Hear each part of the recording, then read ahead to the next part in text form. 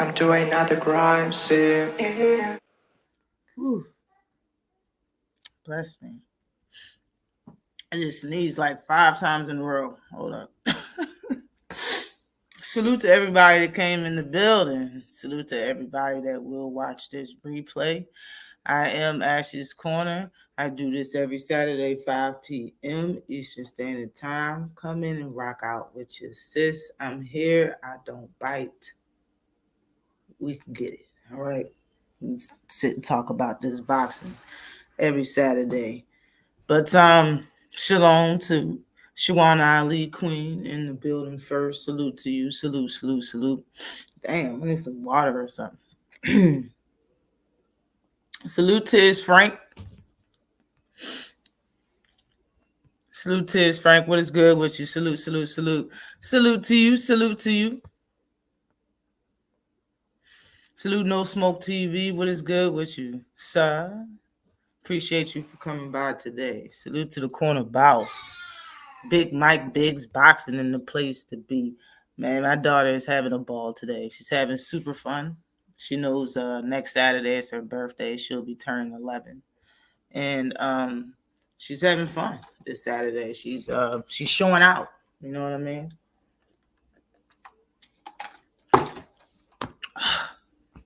Gosh. Like I sneezed. You feel me? Double time.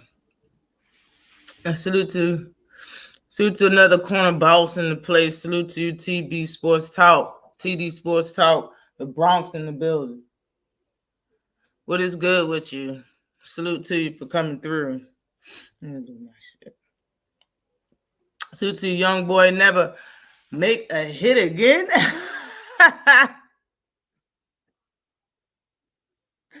The take protection team back it again. What you the tank protection team? I ain't never seen you before. Maybe you talking about yourself.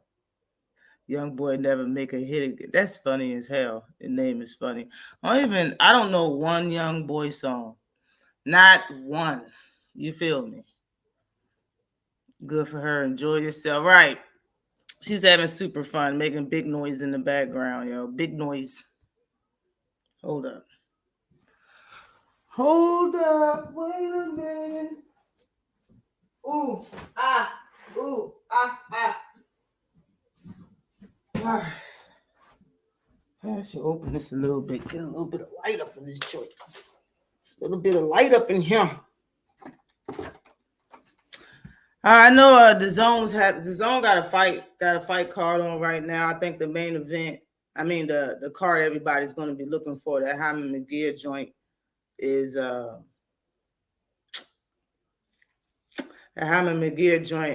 I believe that card started at 8:30 on the zone. I believe so. It's some fights in February I'm looking forward to for sure. But I'm looking forward to that March 30th date and that card. I want to see those fights happening. But tonight, I don't really know who's on the card besides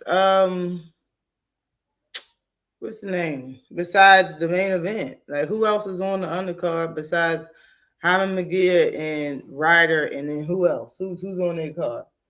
I honestly would like to see this fight just to see how. I've never seen John Ryder fight besides Canelo. That's the only fight I ever seen him fight. I don't know really how he fight, or if that's how or if that was just his game plan to fight Canelo, or if he's really just an inside fighter and pretty much that's it. I really don't know. I know Hyman McGear likes fighting mid-range and on the outside. He got some inside game too. You know what I'm saying? Hyman McGear is actually an okay fighter. He's just a lot of hype. It's just people don't like. He's been like people been rubbed the wrong way from the stigma around him and what people were saying and how they want him to get 40 fights before he fight anybody significant and stuff like that. Saying stuff like that rub fans the wrong way. But outside of all the talk, if you just look at Hyman McGear as a fighter, he's an all right fighter. He doesn't fight bad. You know what I mean? Like, I don't remember watching a fight of his that I was just totally bored when I was watching. But then again, I haven't watched half of his fights. So, You know, that's just a whole nother story. You know what I'm saying? Salute to you, Kizzy. What is good with you? Salute to you, Queen. What's good with you? Kizzy H in the building. What is good with you? Definitely appreciate you for coming through D1 Boxing Brief, just boxing talk. Salute to you. Salute to you. But no, I thought that was bogus from Wiley. What part though? Just you think the whole, just him saying the whole interview was bogus? Or do you think, I mean, what part of the interview of him say? I mean, when you think about it, yo, it's about time that people just start being petty, you know? To be 100% honest, Devin Haney has had the luxury, for real, no hate. Devin Haney and Bill Haney, well, I'm not going to say Bill, but Devin Haney has had the luxury of people that can out him. Those people choose not to because of their own character. You understand what I'm saying? They don't choose to say nothing because of their own character. Like when the Haneys first ever said anything about them winning sparring, everybody that was there just didn't say anything. Like they just let them say it just because of their own character. You know, like even Tank's team didn't keep talking about the first time they sparred because it's a fact that Tank won the first sparring. They're talking about the second. Every time anybody says that Devin beat Tank in sparring, they're talking about the second time they sparred. They're not talking about the first. They're talking about the second time they're sparred. So it's like people just allow them to get crowned of some type of whatever off of a rematch of sparring, of that. It's sparring, bro. And then on the flip side, everybody say, well, you know how Devin was really young. Okay, so why are y'all bringing it up? If you don't want us to say our side and your rebuttal is going to be, well, Devin was young, then why are y'all bringing it up? Tank don't never bring up beating somebody up in sparring. He never say a name. His team never say a name and be like he beat him up in sparring. He never get ahead in his career by doing that. He never chose that route. People chose that route against him, and he's 5'5", all the way up to Brian Norman Jr., all the way up to a welterweight that could be fighting at 154. Did the same thing. You didn't even know who he was until he started blabbering about how he beat Tank up in spar. I mean, let's just be 100. Salute to you, Lil Savage from old block. Say Bill paid the loss of Mexico and now he was getting slapped crazy. It sound crazy. It sound real crazy, for real. It sound crazy as shit. But what did I say? But if no, he ain't have to tell that story. But it comes with talking all that shit. Is gonna be some shit talked about. Exactly. That's all I'm trying to say. That's all I'm trying to say. They've had a luxury of fucking with and fucking over people that just don't have time for their shit. Like, I'm one of them people. I know for sure people run their mouth about me. I don't got time for it. Like, bro, I look at it like, yo, if you continue to go back and forth with somebody, you letting them rule some type of way over your life. Because if you wasn't giving all your time and energy to the bullshit, you would be doing something else, probably be happier. So that's why I don't pay no mind to the shit. Because, you know, physically, I'll fuck a bitch up. And everybody knows it. So, I mean, these are fighters. They probably feel the exact same way. Like, bro, y'all, we could just fight. You know what I'm saying? But no, don't nobody, you think Floyd cared? He didn't care enough to come out and come to Tank rescue. Tank team didn't care. AB didn't care. The people in the gym didn't care. Like, it goes down the line. He ruffled feathers and nobody said shit. Like, he's had the luxury of fucking with people that's just big too, that's just looking at the situation as some peon, as some punk shit, as some little shit that don't matter. They've had the luxury of fucking with them type of people. And now somebody's just petty enough to give time and energy to the situation. It seems like Moses knows some shit. And to be honest, they know a lot of things. I bet there's a bunch of stories that they can tell us that we would never think of. Would never think that happened. And it's because they was around for such a long time and we wasn't. You know what I'm saying? So to be honest, it's like, it's about time that somebody finally say some shit and tell the people the truth about what's going on. It's about time. Honestly, like even if anybody want to fix this sport on what's going on, I mean, it is what it is. Man, start telling the truth around this bitch, for real. I mean, I respect what he did. I'm glad he did it. Like 2024, I see it's about whistleblowing out this bitch. Straight like that. It's about telling people business. Started with Cat Williams out this joint. That's what it's about. Everybody's just out this joint telling people business. But the Haneys seem like they did this today. So, like, I'm hearing a lot of stories now, and every now and then I hear a story about how Bill or Devin burnt a bridge and they didn't give a fuck. These people choose not to say nothing. Like, okay, they burned enough of them, so now somebody's speaking. Like, okay, you spoke about his nephew, you spoke about Shakur. All of that shit took place. Moses even said that they said that they'll never be in the same weight class. He's always going to be in the weight class above. Now, who remember me saying that in 2017? 2018, I said that shit.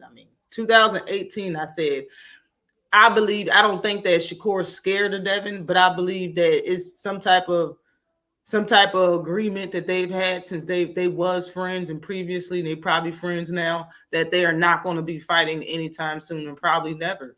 And in my opinion, if they do see each other, it's going to be at like welterweight or 140. I said that shit in 2018. Moses confirmed it. It's already like, it's been little proofs, little pieces of evidence of that out for like a year, 2 years now. You've seen the little back and forth that the Haneys had with Shakur when they was in the car. He was like, I don't know what's wrong with y'all. That shit was hilarious.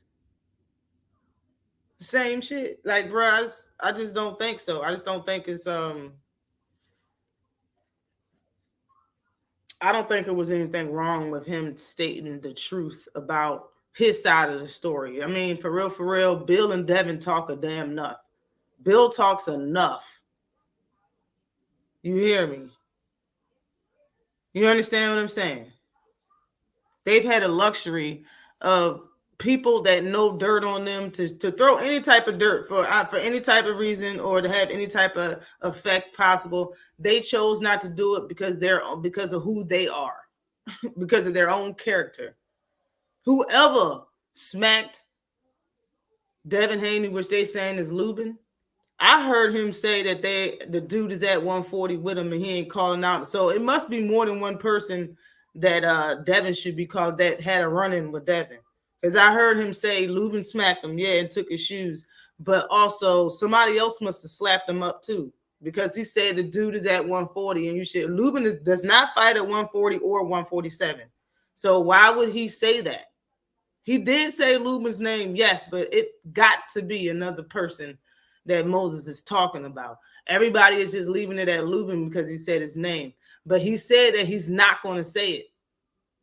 He said I'm not going to say all of that. He said the whole thing with Lubin. He said his name and the whole thing. It's another person that he's talking about. We're going to go through that video, just a few parts of that video. But I believe Willie Moses is talking about Lubin slapping him and taking his shoes. And I'm going to play a little audio from, I believe, Cunningham doubled down on that. And he made a statement. He made an audio statement about him. Yeah, he slapped the shit out of him, took his shit. Bud Crawford, the Eye and Rib Collector. Salute, salute, salute. What's good with you? Listen, if it gets hot. Right, that too. That's bits and pieces of proof that they spoke and agreed when they were friends that they're not going to fight each other. Devin was always bigger. It seemed like when they turned pro, Devin was bigger than Shakur. Shakur fought at 126 and he started at 126 and he looked like a 126 pounder. He didn't look like somebody that was squeezing in the weight class or nothing. Both Tank and Devin started at Tank and Shakur started at 126 and they were supposed to. Both of them were small as shit. Devin, when he started, he could not be no 126 when he was a pro. Like, it was already agreed upon. I heard somebody say they were supposed to go on vacation together. Moses said that Shakur helped Devin get ready for Regis. Now, think about all the stuff that happened calling out Devin Haney and after sending the contract and all of that shit being said in between. He still helped him for the fight. Maybe, I mean, it is, and it was smoke and mirrors, like Bill said. But it seems like, and I forgot who said this or whose channel I was on, but Shakur and Devin are friends. Like I said this shit. People don't want to listen to me. They're friends. They've been friends for years. At first, they wasn't friends. It's footage on YouTube back in 2017 of Shakur saying that he'll beat Devin up on plenty of occasions on a lot of YouTube videos. But they've been friends for years now. Shakur told Devin that they made him call Devin out. Shakur and Devin had a conversation. Shakur said, yo, they made me say that, referring to when he called Devin out. Devin told his pops not knowing that it was safe. It's some information he wasn't supposed to say online. He did. He said, oh, it was a publicity stunt. That was the problem, or whatever, that really spawned the breakup in between him and Shakur. That's what I heard somebody say. I forgot what channel it was on. Forgive me. But when you think about it, like, somebody need to look at this time date. I had a lot going on in the last 2 months in my life. But bro, he still helped Devin Haney get ready for Shakur. That's what Moses is saying. He's saying if it wasn't for Shakur, he wouldn't have the confidence to fight Regis the way he did. That's what Moses said during this interview. You got to pay attention, baby.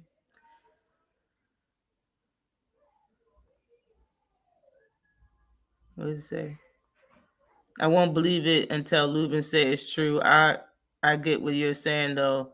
I'm just tired of the mess. I'm tired of it too, Queen. No bullshit, yo. It's a lot. It's a lot going on.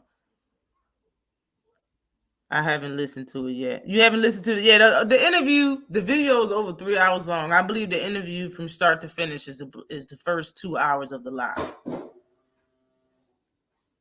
Devin a lot bigger than Shakur now. Yes, he is. Yes, he is. He's a very, very big. Legs are way thicker. Salute to you, Brian King, B. Fulton. What's good with you, King? What's popping with you? Salute to you, the messenger 215.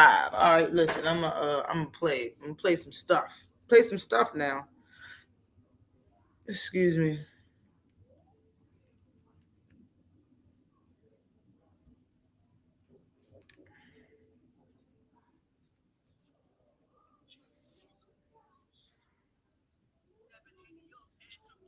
All right.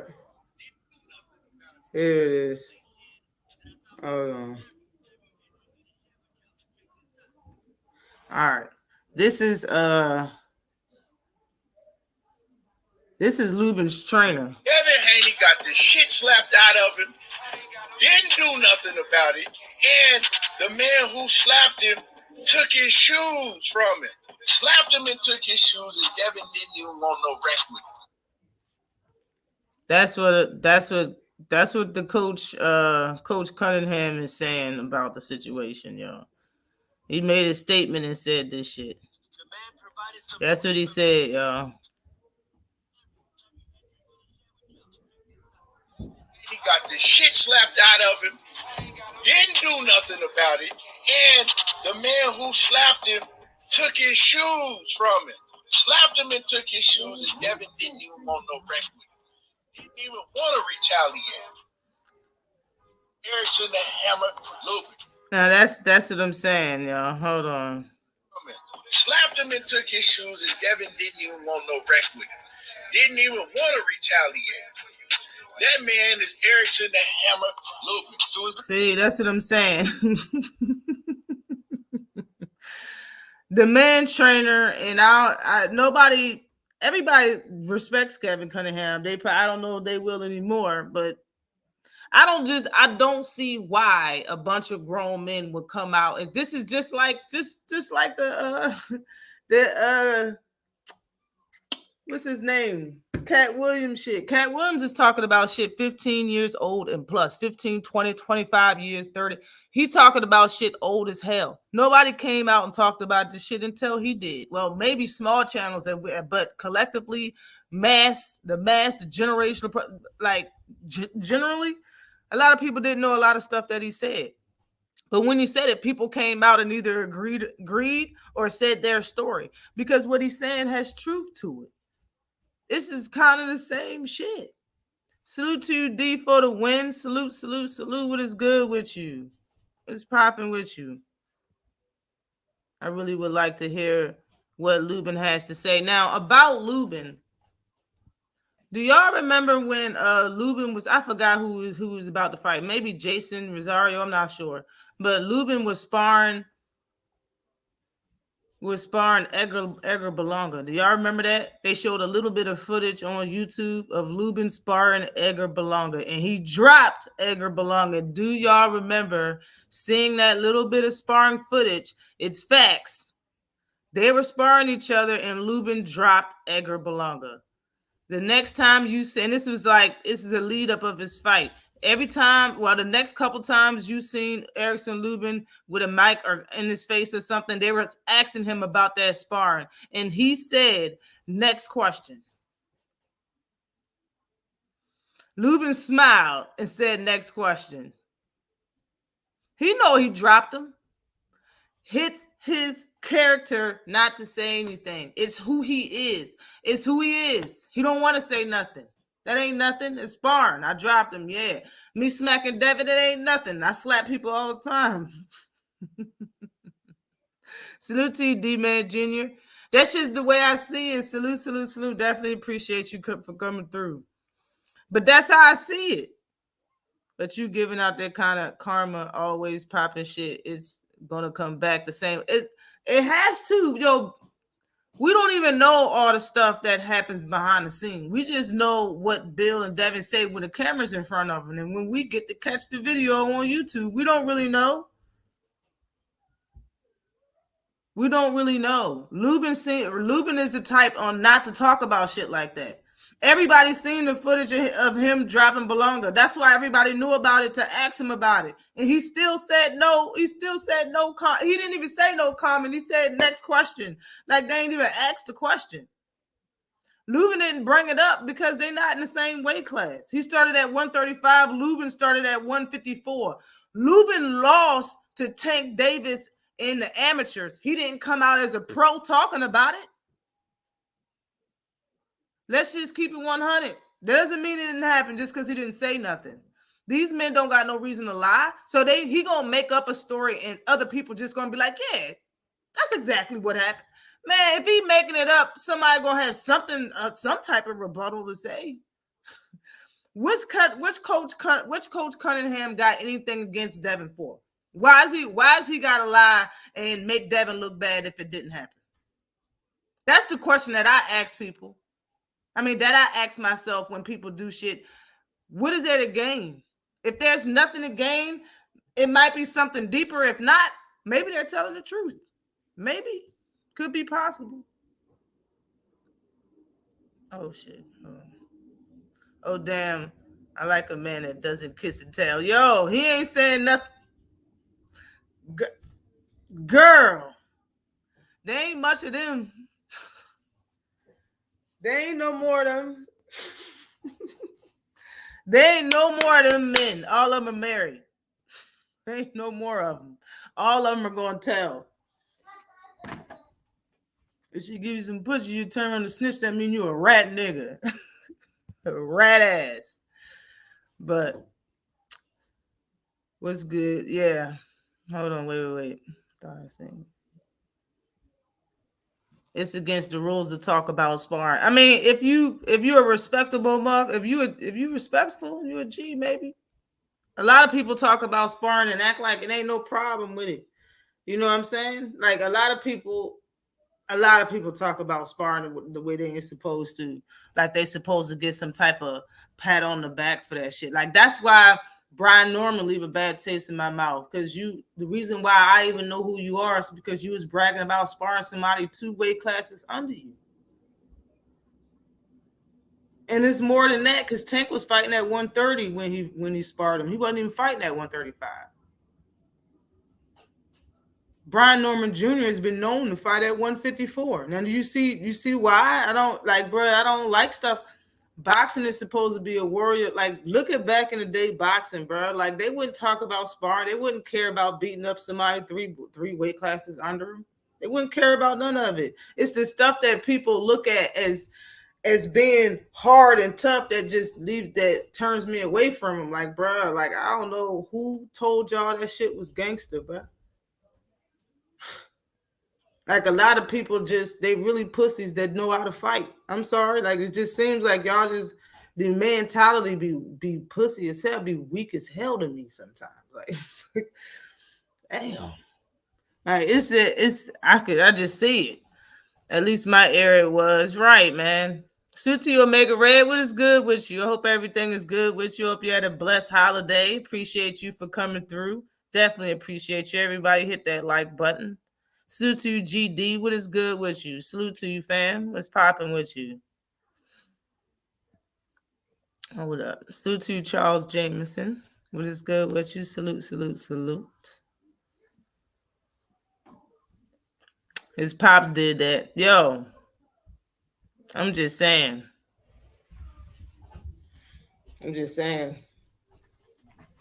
But Bill did reply. Bill has replied and made a statement to this already. Okay? We're going to check that out in a second. Hold on.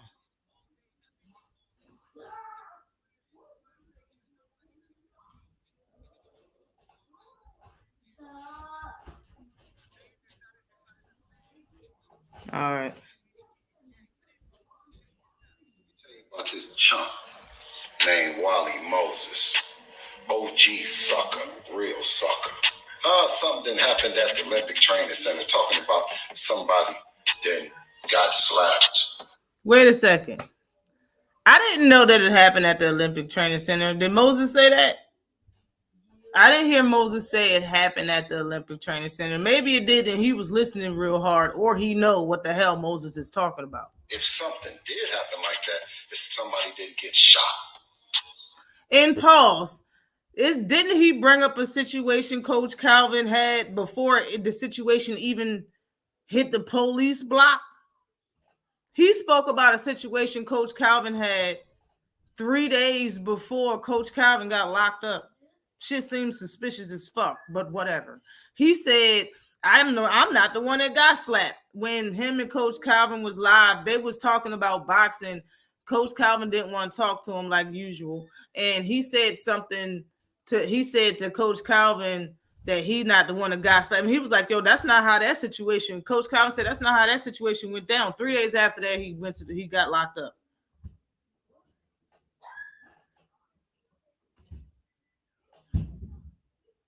We talking about a gun? Wasn't a gun in the situation?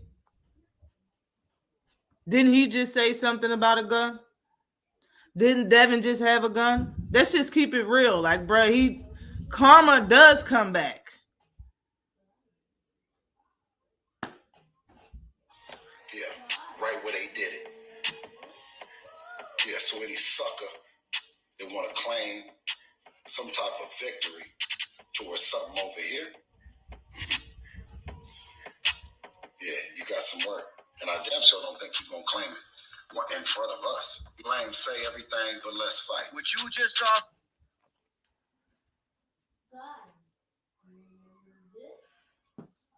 Hold up. Yeah, right where they did it. Yeah, so any sucker. So he's saying if Lubin did do that, he would have got shot right where he did it. I mean, people say, you know, a lot of people claim tough. And I don't really be saying that. I just say when people get mad, they say things. You know what I'm saying? When you get mad, you say things, like period and point blank. Gigi say, working tripping off all this boxing drama, wish they would make these fights as much as they tweet, right, and internet beef, or inviting folks to the bathroom. Right. No bullshit. Facts. I remember that. And Coach said, I'm not the one getting hit in the mouth. You know what I'm saying, D1? You know what I'm saying? You know what I'm saying? It's a lot of judging been going around in boxing. It's a lot of judging. It's a lot of finger pointing. It's a lot of you. You know what I'm saying? It's a lot of judging going on. But if you keep it real, you could just be quiet, go behind the scenes and make the fight. Ain't nothing to say. There's not that much to say about shit all of these years. Bill Haney, the Charleston White of boxing. Yeah, it's starting to look like that on the Olympic training grounds. Bruh. So you know where it was. Marvin Bernard scared to come out to the yard. They want to claim some type of victory towards something over here. They want to claim some type of victory towards something over here. Yeah, you got some work. And I damn sure don't think you're going to claim it in front of us. You claim, say everything. And you got some work, and I definitely don't think you're going to claim it in front of us. Bro, and this is the type of message to make Lubin say something. Because now you're saying it like, I won't slap your son. You know what I'm saying? Like, maybe if Lubin get wind of this, maybe he'll say something like, but still, it's like, for real, for people that's just manly men, kings, is people with a bigger character. Think like shit like this it doesn't gain nothing for Lubin. So what? I slapped a lot of people. I personally have, but he slapped a lot of people. How about if Lubin be like, man, I slapped a lot of people, man. Who cares, man? How they be like, man, I don't care, man. I slapped a lot of people. So what, man? He was talking shit. I slapped him. So what? For real, like, I mean, I think Bill and Devin have a lot of people food. He's an average fighter, in my opinion. I've been said that. I agree, D1. I agree. And I don't even know about food. I don't even think that he has a lot of people food. I just think a lot of people want to please a lot of people that is close with him, close with them two fighters, because, I mean, with Bill and Devin, because Bill and Devin will actually come to your spot. You know what I'm saying? Like, Bill and Devin will allow you to have their phone numbers and shit like that.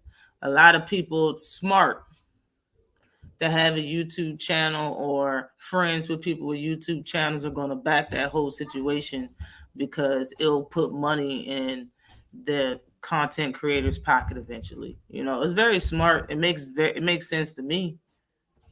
You know what I'm saying? Like, if I was that type of person and I wanted to do it, I would jump in my car. It's right there. I would drive 30 minutes to Upton Gym, and I will spend time there every week. I will get everybody on camera saying salute, shout out to Ash's Corner. I can do that. I can go down there and give merch and see if they wear my shit on their interviews. Like, bro, I could try my hand and all of that shit. You know what I mean? And it would probably boost my channel up a lot, but I don't have the time or the energy. People that do have the time and the energy to do those things, they do them. You know what I mean? I understand that shit. It works too, because it's like I said, it helps both ways. You know what I'm saying? The people that support Devin and the people channels that Bill support, that Bill go to, it's all a helping hand. You know, they help each other. You know what I mean? They both are, you know, getting a lot of press in a way. Yeah, we need to get to the bottom of this, man. We need some truth in here. I need to see him in the ring, the smaller man, unless he's right. We're gonna find out one day, boss. But we can go ahead and bring up the interview. Since that's the longest thing, I'm not going to play the whole interview. Of course not. But damn, where is it? I done watched all this other stuff. There it is.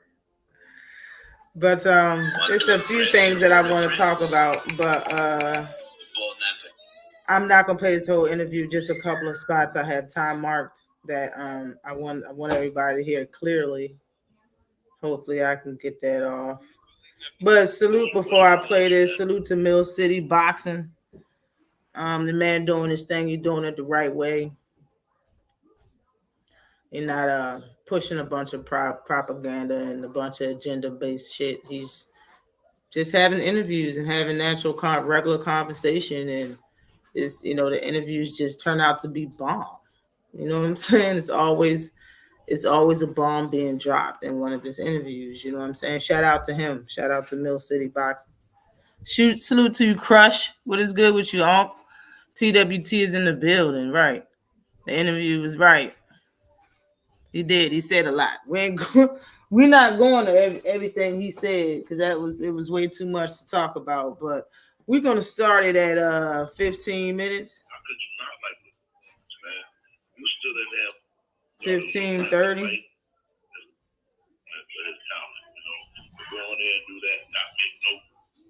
And the back, I really wish he would have had a mic though. When I look at that, and we look at that, and we look at all the other guys, you know, for reasons that they don't fight and that they make up the fight. And I'll tell you this here. Devin and Bill said that a long time ago that they would never fight Shakur. They're going to stay ahead of his weight class. So that's coming from the horse's mouth, okay?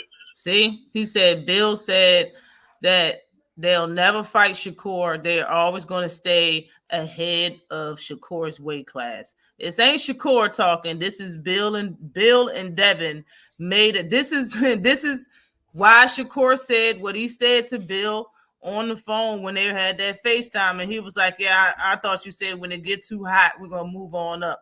That's the same shit, as well as the same evidence of Shakur posting that audio of Bill saying those exact words. Like, people just don't want to admit the truth. They purposely, I don't even care that it was a long time ago. If things change, then you should fight them. And I'm not trying to hear that, oh, well, they did try to fight him by sending the contract. Moses is going to talk about that as well. All these fighters are smart. They're not dumb, and they know about business more than we do. All of us should have known that the minimum is 30%. If we didn't know it, then they know more about it than we do. Period. And now that you know that, then you know anything below 30% is a low ball if that's the minimum. If you're going to get it guaranteed, you're going to get 30%. Anything lower that is low is technically called a low ball offer. And being that, just like I said, Moses, the trainer, his uncle, whoever he is to Shakur, just said in this same interview that he helped Devin Haney train and get ready for Regis Pro Grade. All of this happened before his training. It's a lot of smoke and mirrors happening. There's a lot of smoke and mirrors happening. I don't even know if Moses knows, but he kind of outed Shakur by saying that. Because it seemed like y'all was going back and forth and hated each other, but yet you helping them in sparring? Really? Helping him get looks so he'll be confident enough to beat Regis? This is what Moses said, not what I'm saying. Like, facts. And I know he said that. So all that charade stuff Devin and I be talking about, all he want for that was a bunch of BS. You know what I mean? Because he should really be wanting to fight the guy that slapped him in the head and took his thing. Salute to you, Thrill Hill. What is good with you? Salute. Yeah, he says you really be wanting to fight the guy that smacked him in the head. That's what I'm saying. Like, bruh, it just seemed like more than one person slapped him. I feel like slapping a nigga today. Slap. It just feel like more than one person slapped him, dog. Why would he say he want to call out the person that slapped him, bro? He hasn't fought nobody besides Regis Prograis small ass at 140. He didn't fight no welterweight, and Lubin is about to fight a champion at 154, super welterweight. It just makes sense that more than one person slapped the kid. You understand? It just seemed like there was a slapping going on at some point in time, and we don't know shit. All right. He said Lubin slapped him and took his shoes, but who the hell can he call out that's at 140? Lubin is not at 140, bro. Let me rewind that. Talking about he won for that was a bunch of BS. You know what I mean? He should really be wanting to fight the guy that slapped him in the head and took his sneak to the eye. Whoa. That shit was a bomb that he dropped when he said that shit, though. No bullshit. He dropped the bomb when he said that shit. No bullshit. Salute to you, the Jab Jamboree. What is good with this is for the cool Jab Jamboree in the building. Say salute, Ash. Salute to you. Definitely appreciate you in the super chat. And what is good with you, Big Dog Willie? My B-Day twin is in the building. What's good with this is for the cool. The Big Dog Willie, my cool brother in the building. TWT is in the house. What did the hand say to the face? Slap. Cap slap. Right. No bullshit. Salute to you, B-Day twin is in the building. Right. No bullshit, yo. This shit is fucking hilarious to me. Absolutely hilarious to me, in my opinion. Absolutely hilarious. No bullshit, Crush. So don't it sound, yo, we're gonna get through this. We're gonna get, because I swear I heard him say the dude is at 140 where he at. I swore he said that at some point in time in this interview. We're gonna get to it. He sat there and said that he should get the person that slapped him. Let's hear it again. Talking about he won for that was a bunch of BS. You know what I mean? He should really be wanting to fight the guy that slapped him in the head and took his sneak to the eye. Whoa! He's at 140 right now. See now really? What now? What is that? He's at 140 right. What is that? What is that? What is that? Huh? What is that? Lubin is not at 140, not at 147. Lubin is at 154. One more time. What is he talking about?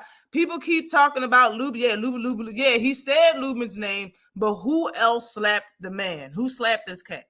Who? He should really be wanting to fight the guy that slapped him in the head and took his sneak to the eye. Whoa! He's at 140 right now.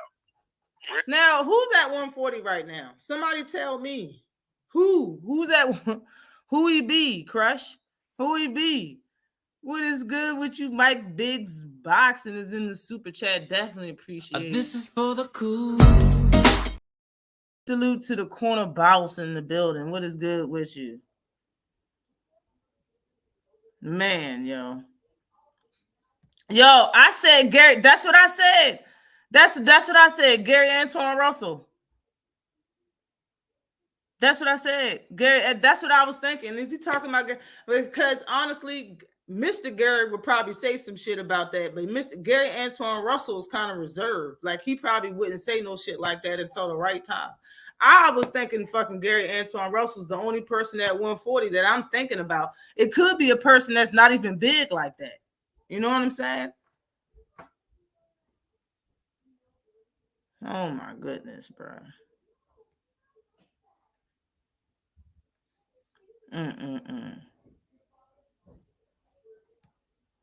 Oh my goodness. I can see right. I can see one of the right. One of the He's at 140 now. Did y'all hear that though? It's because it seemed like I was the only person that heard the shit. It seemed like I was like, yo, I know he said Lubin, but did y'all heard this man say that he at 140, right? He should really be wanting to fight the guy that slapped him in the head and took his sneak to the eye. Whoa! He's at 140 right now. Really? Yeah. When was this, Coach? No, that's the in-house shit, man. That's personal, you know. I heard Bills and say something. See, he said that's an in-house shit is personal. He didn't say who did that. Maybe, bruh, how many pairs of shoes got taken? Huh? Is he the one to get clean sneaks from? Go up, Devin always got the high price new sneaks. Go to Devin, slap him, get his sneaks. How many times did it happen? Y'all are saying Erickson Lubin did it. He slapped him and took the sneaks. Who else slapped and took the sneaks that's currently at 140 right now? What is going on right now? Huh? What is going on right now, though? I hope we find out. I got some cooking to do. Yo! They had past beef. He said, Al said, I can fuck you up. Yo, I've been who Devin is and how his father is and all that stuff. And yeah, Bill actually just started talking and shit. Like, Bill wasn't the person to doing all. They had this dude named Church that started doing the talking mostly when he fought Linares. He did it like one more fight, I believe, Jojo Diaz, and that was it. You didn't see Church no more. Bill didn't start talking until he started talking about Tank. Period. That's when that shit started happening. So Devin getting pimp slapped all over the place. It seemed like probably from the white and black hand side. Who knows, man? We heard it, right? And house shit. No bullshit. Never happened, big dog. I don't think Shakur grandfather's like, I don't think he's lying either. It's like, bro, he held this information this whole time for right. Like, so you mean to tell, listen, Shakur still helped Devin train for Regis program. He still helped him. We think that these niggas is ready to tear each other's head apart. It wouldn't be true if he went over there and helped the man train and get ready for Regis program. That was his last recent fight. It was a month or two ago, bro. We don't know shit. You feel me? Like, I don't think he's lying either. What's the reason for him to lie? I don't know. It's no reason for him to lie. Salute GD. Slap and get a sneak. Go ahead. Yo. One of his sparring partners, somebody slapped him up. Salute to you, whatchamacallit. What is good with you? Big ups, Ashley's Corner, Boxing Prospect talking. Funny. Ain't it funny? Out Devin Haney and Bill running around talking about slapping fighters and KO and beating up on the face of boxing. Come on. Has not won a 12-round match. Bruh, Lubin, just like I said, Lubin got beat up. He said Tank beat my ass when we fought in the amateurs. They are in two totally different weight classes and probably will never fight. To be honest, if Lubin keep fighting, it's a possibility that they'll be in the same weight class. If Lubin stay at 154 and he talking about one and Devin talking about one and done and moving up to 147, shit. You understand what I'm saying? Like, how is it, and is it really far-fetched? How far-fetched is it? He's probably an inch taller than Devin. Maybe 2 inches. Devin's a lot taller than that when it comes to Tank. Like, if we really want to just keep it fair out this bitch, Devin's competition is for real. He got big Lubin, you got Boots, you got Matias. He over here talking about Devin while he talking about Tank, while Devin fans talking about, oh, Devin picking on little Tank. Bro, that's how y'all look at it, because y'all know that his real competition around his weight class and size and skill will beat that ass. Devin ain't beating Boots, and y'all know it. That's why you don't want to talk about it. And that is ruining the sport of boxing. Y'all being nothing but punks, sissified, like that movie. You scared of taking ass whooping. Like Craig Father said, you're being nothing but punks, sissified. You scared of taking ass whooping. If y'all are fans of Devin and he lose to Boots, why would you be mad? Are we mad that Earl lost to Boots? I mean, to Bud? Yo, let's keep the same energy. Wear the same hat. Keep that hat for Devin as well as you keep it for everybody else. We're going to be real up in here today. Being nothing but punks, sissified. Yes. Being sissified. That man damn near the same size as Boots. Y'all talk about Devin and calling him all of these names that you would actually call somebody you worship. This man Boots is a cheat code. Let's go then. Let's go. Everything can't be true. Keep the same energy. That man, it should be frowned upon if y'all say that we shouldn't be talking about Devin versus Boots if Devin is going to be talking about 147. Let's just keep it real. If he's going to be talking about welterweight, then we can be talking about welterweight. What's wrong with that? This is what I'm saying about ruining the sport of boxing. And I'm saying that the fans is helping the boxers do this sissified stuff. Back in the day, nobody would say that Morrell needs to get his fighters, and he needs to fight more people. He needs to get more gain more experience. Back in the day, a fighter wouldn't. Okay, he calling me out. He got 9 fights. Bring it. They wouldn't be over there like he needs more fights. It's sissified. It's weak energy. You gotta understand that. Salute to you, Kyle Alexandra. What's good with you, Queen? Glad you stopped by. Bill ain't going to do that. Hex Bernie. That's why he shaves. He knows he can't. Man, listen. As far as the fans, they're going to need to know that we're not stupid and we see it too. We know he got 3 top fighters that he could be fighting for real. You got Matthias Boots. You got Tio for real if you want to keep it in that weight class. But if y'all are talking Lubin, he got him too. He's probably an inch or 2 taller than Devin. He's not that much bigger than Devin. I know y'all probably would want to think that, but he's really not that much bigger than Devin if he's coming in fighting at 165. If Devin is fighting at 165, how much bigger is Lubin? I bet Devin is much bigger than Tank is, than Lubin is bigger than Devin. Let's just be 100.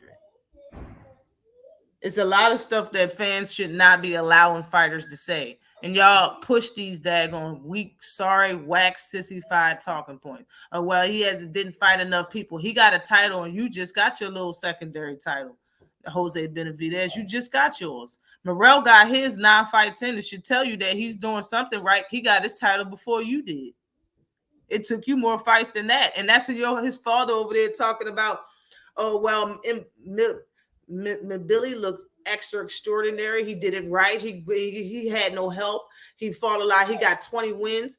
Bro, you just saying all the things you can say that you can't say about Morrell, but it don't make a difference. I made that video over a month ago. David Benavidez and David Morrell and Billy should fight. Billy is Morrell's food. You don't want to fight him, so stay over there and keep calling out Canelo. Fight Hyman McGee and Charlo. Shut up, bro. Stop trying to take David Morrell's food. I would rather see David Morrell fight with one hand before I see Jose Benavidez. And it's no disrespect. That man is just way more entertaining than your son. And it's just facts. His grandfather probably fed up with all the BS built. Right. No, boy, that's what I'm trying to say. Like they've had a luxury of messing with people that is just above the BS. I'm the same way. Like in real life, I'm above the BS. I would rather just fight you. I talk here on YouTube, but I'm not a good talker. And if I'm upset, I don't have much to say. But you talking about little things happening that fighters don't even care about. They're not saying nothing that years go by. And then when a fighter get too big for his britches and say a bunch of stuff that they know ain't true and they get tired of it and actually come out and say something, bro, I'm the type to believe him. I believe him because it ain't nothing. It's nothing to gain from what he's saying. That's why he didn't say nothing then. It was nothing to gain. It's nothing to gain now, but he tired of the BS. He's tired of that bullshit. It's too much bullshit. I definitely understand it. Definitely. Bill about to get CB4 out here. They're the same damn size. Bro, Boots Boots kill Haney. That's what but whose fault is ain't our fault? How many times did they talked about Tank fighting Thurman, bro? They talking about Tank fighting fighting Matias, bro, you are helping out all of 140-pound fighters if Tank fights Matias. Don't help them out. Matias is their issue. That is their problem. You want to be undisputed, you got to go through him. You want to be the best, consider this, that, and the third. At 130, 140, you got to go through him. If Tank go up there, you're going to be helping out 140, you're going to be helping out Devin. No, don't do it. They got Tank against everybody, but won't give him 100% credit on his skill and ability. Just keep hating on him, though. But at the same time, y'all don't even want us to talk about Devin versus Lubin for sure. You don't even want us to talk about Devin versus Boots. You're ruining the sport of boxing. Because then back in the day, we're going to talk, those fighters would fight each other regardless. It would be no issue. There would be no management, no promoter. There would be no trainer. There would be no daddy sitting there lying to the fans or lying to the public or lying to the media or lying to any micro camera saying that this fighter don't deserve a fight with their fighter for any reason. They would just make the fight or don't talk about it at all. That's the problem with boxing today. And you got fans out here pushing this stupid ass rhetoric with the whole, oh, well, I understand EJ fought the best fighter that y'all think is the best fighter in boxing, but he lost, so I'm a shun him for it. Y'all are ruining this sport, bro. The fans is the problem. Yeah, get the shit together. No bull. Sissified. That's right. Lubin and Devin, same size. 1 inch. That's what I'm saying. What is he? 1 or 2 inches taller than him? That's it? Right. Definitely appreciate you for coming through, Queen. I'm still pissed about that shit with EJ, but props to the big fish for giving us that fight. Right. Revenge and blood. Right. But you ain't shunning them, I'm telling you, yo. If you have one loss in the sport of boxing, you should not get shunned. And people admit to saying that shouldn't break you. That shouldn't break you. That man lost to not Green Machine, not Gamboa. He lost to Bud. And it's not like I could see it. He looked 1,000% great. Like he looked himself and then got washed the same. Like he looked himself and then got hit and just kept getting just couldn't get right. Bro, no, that's not what happened. He wasn't 100%. You could tell something was wrong with him. Y'all can't just get a man a pass and say something was wrong with him before y'all say he should retire from one loss from the best fighter. It's a problem, bro. It's an issue. If that's what the fighters want, right, give it to him. Why are we so concerned? Why do we care so much? That's what I don't get. People be like, yo, he ain't ready for the fight. Do you really care? Are you a fan or not? Like, do you know this person personally?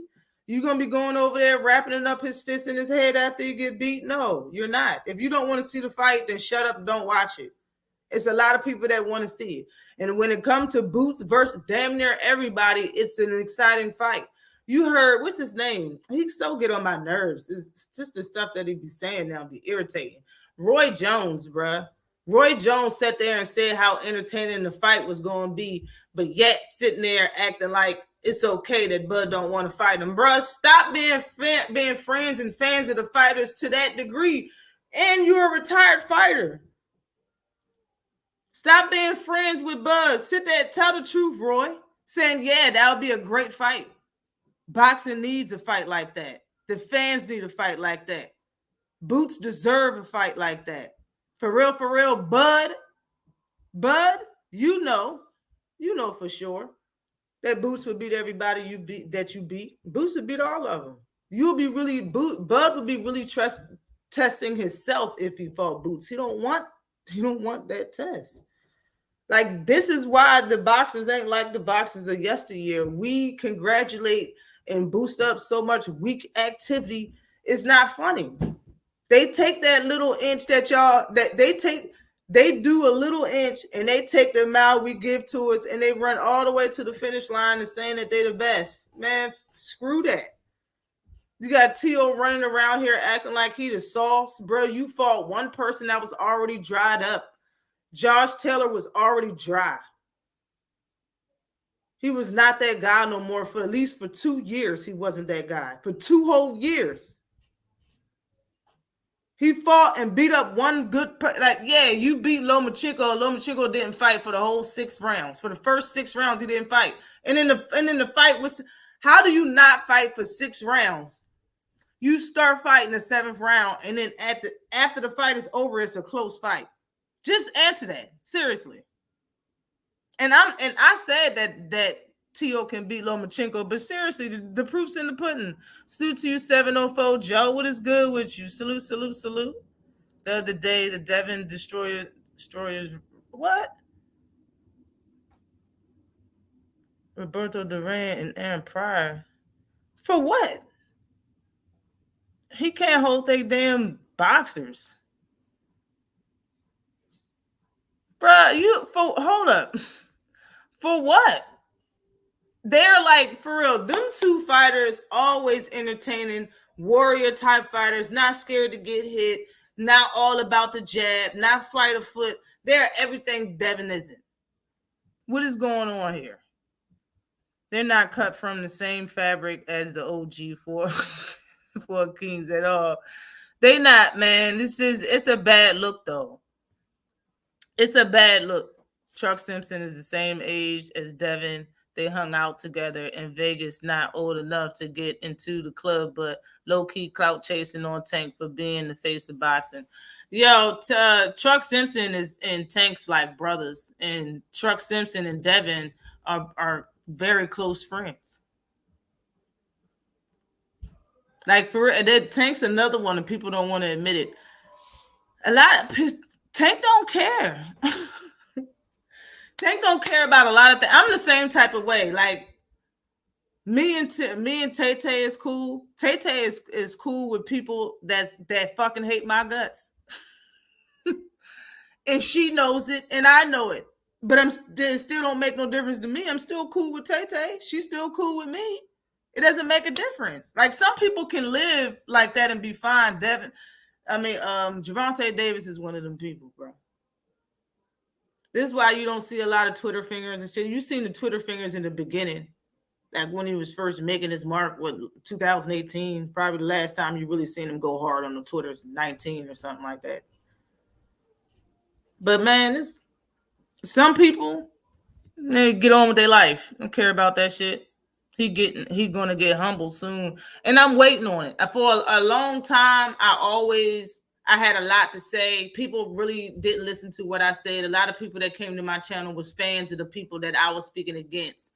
So a lot of the stuff that I said went in one ear and right out the other. And I know a lot of people seen what I said and remember it, and they saying it again now 3-4 years after I said it and getting major credit. I've been said this shit. I've been said it. Salute to you, Jason Williams. What is good with you? Who you think Tank should fight next? I've been saying, when Tank was locked up, I said he should fight Frank Martin. I was the first person that said it. Frank Martin. That's who he should fight. And not because he's black. Should fight Frank Martin because he's honestly the only person that can give Gervonta Davis a pay-per-view fight that's actually available to fight. He's undefeated, coming off a win, of course, undefeated. He has good knockouts. He has a good name. It's not a hard fight to make because of the platform. Frank Martin.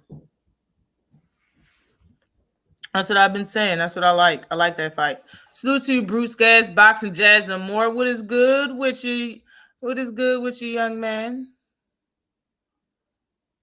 He was 40% of himself. Exactly. If Earl was 100% of himself and got beat the same way he did versus Bud, I wouldn't say it. But if some people said he needed to retire, it would still be messed up. But y'all are saying it when he wasn't even himself, and he didn't lose against Samuel Vargas. He lost against Bud. Like, for real.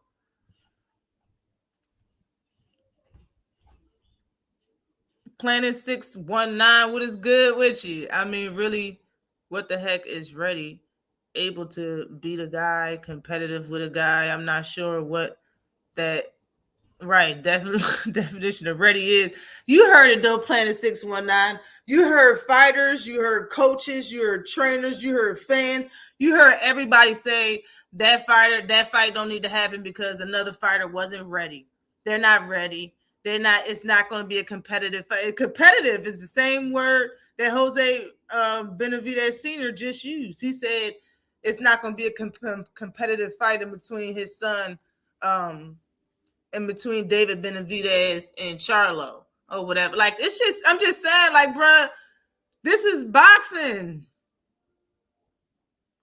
I bet because this only happens in boxing, and the fact that this is a warrior sport, you're supposed to beat each other up. Like, who cares, bruh?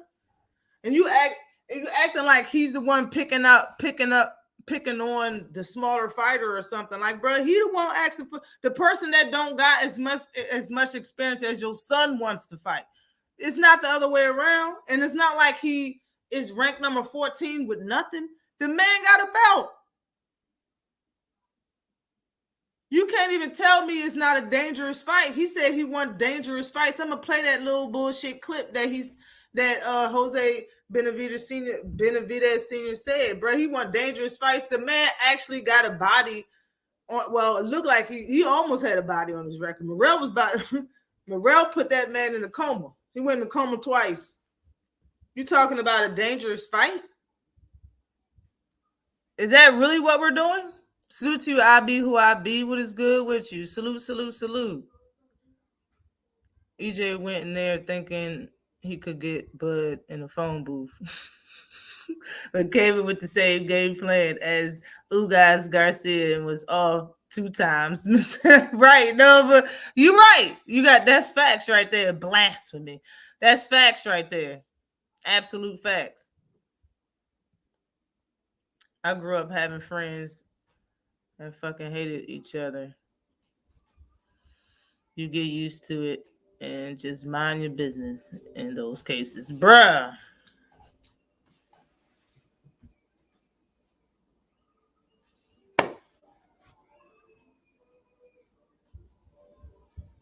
I'm not into having friends that hate me.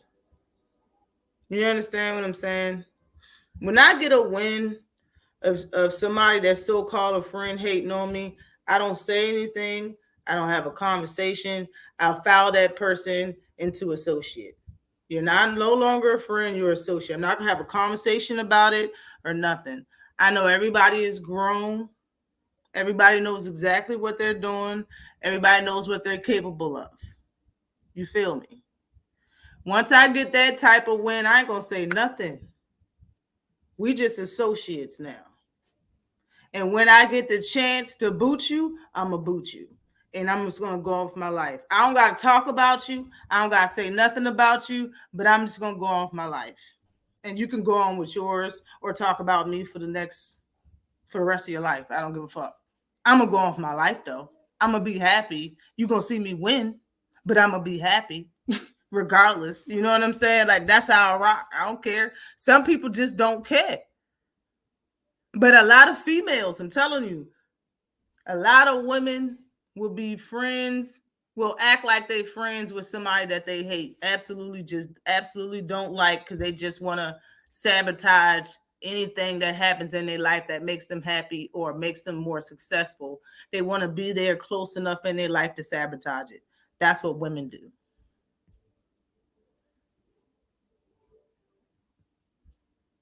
It's gonna happen. Hopefully we get that fight though.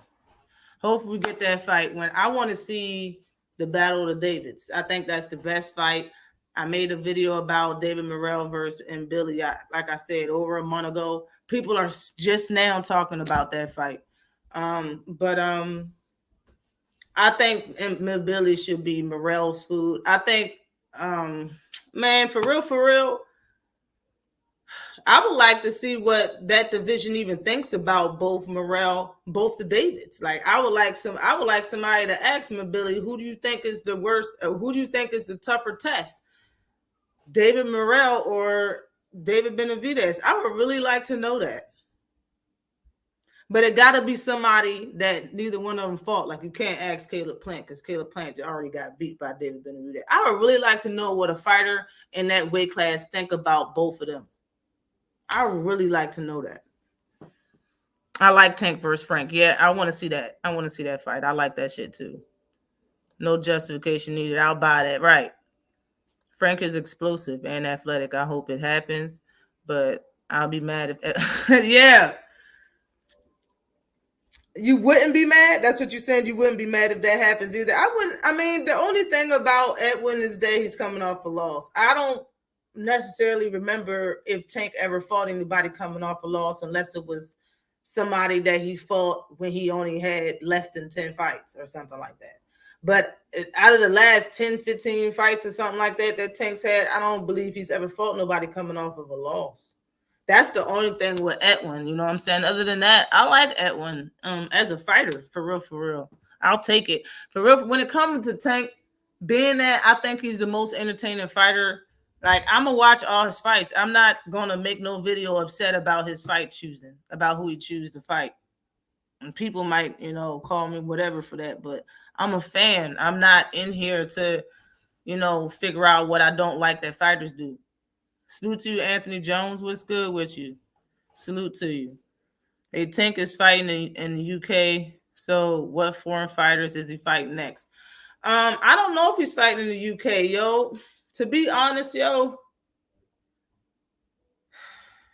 it's been well over 10 times people made a fake thumbnail like they, I don't even know, marquee. They make everything like. It's been well over 10 times that people said that Tank was fighting this place, that place, or a certain person, and they've been absolutely wrong. It just happened with Tank, with him fighting in Saudi Arabia. I remember somebody posted on Twitter that he was going to be the opener fighting Isaac Cruz on Amazon Prime. They posted it, had the right wording and everything, like it was an absolute fact. Like it was absolute, the wording was perfect. Like, the Zone wrote it or something, like Prime wrote that bitch or something. It was perfect. And Tank replied on it, you must be something. He said, because nobody told me that I was going to be doing any of that shit. I mean, that's facts. And go back to saying, like, salute to you, cuzzo. What's good with you, just dude? What's popping with you? It goes back. Hold up.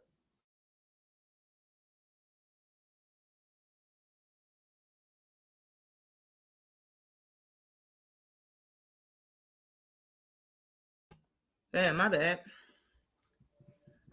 I forgot what I was even saying. Hold on.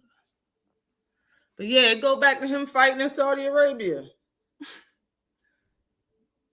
Man, they went from he fighting in Saudi Arabia to I think somebody, a day went by and somebody was like, no, that's not happening. A day went by and a half, and then they came out with he's fighting this person in the UK. Bruh, it's not gonna stop. That's why I say I don't care, yo. Even if I did care, they do so much fakeness. It's gonna make me not care. It's just like the fight, just like Earl versus Bud. Yeah, I cared for a long time, and then I stopped caring because all y'all did was a bunch of BS. That'll get me to stop caring quick. Hotline, yo, where you get that BS from Tank not fighting anywhere overseas, bro? That's what I'm saying. Like, it's not gonna stop. People gonna always act like Tank is about to fight this person or that person. They're always gonna act like this. Yo, it's nothing but views. I said this years ago. I was like, yo, I should come out with a channel where I just make up stuff. I bet I'll probably quit my job, move, and have $1 million house. That's what's going on YouTube. They don't care. It's nothing but lies. People click on it just to see if it's true. They see if it's a lie. But guess what? Them numbers are moving. When you click on it and see that it's not true and you leave, they still got that, like, them numbers going up, bro. That check looking beautiful every month. I'm telling you what I know. It's not going to stop. If he is fighting in the UK, that's when I'm going to talk about it, yo. For real. I'm going to talk about it when it happens. Because when it comes to these people, this is just clickbait. They got people talking about their lies left and right on YouTube when it comes to Gervonta Davis, bro. Seriously, it's getting out of hand. Even though I got Tank winning, I believe in Frank over all Tank's previous opponents. I agree, IBYB. I agree with that 1,000%.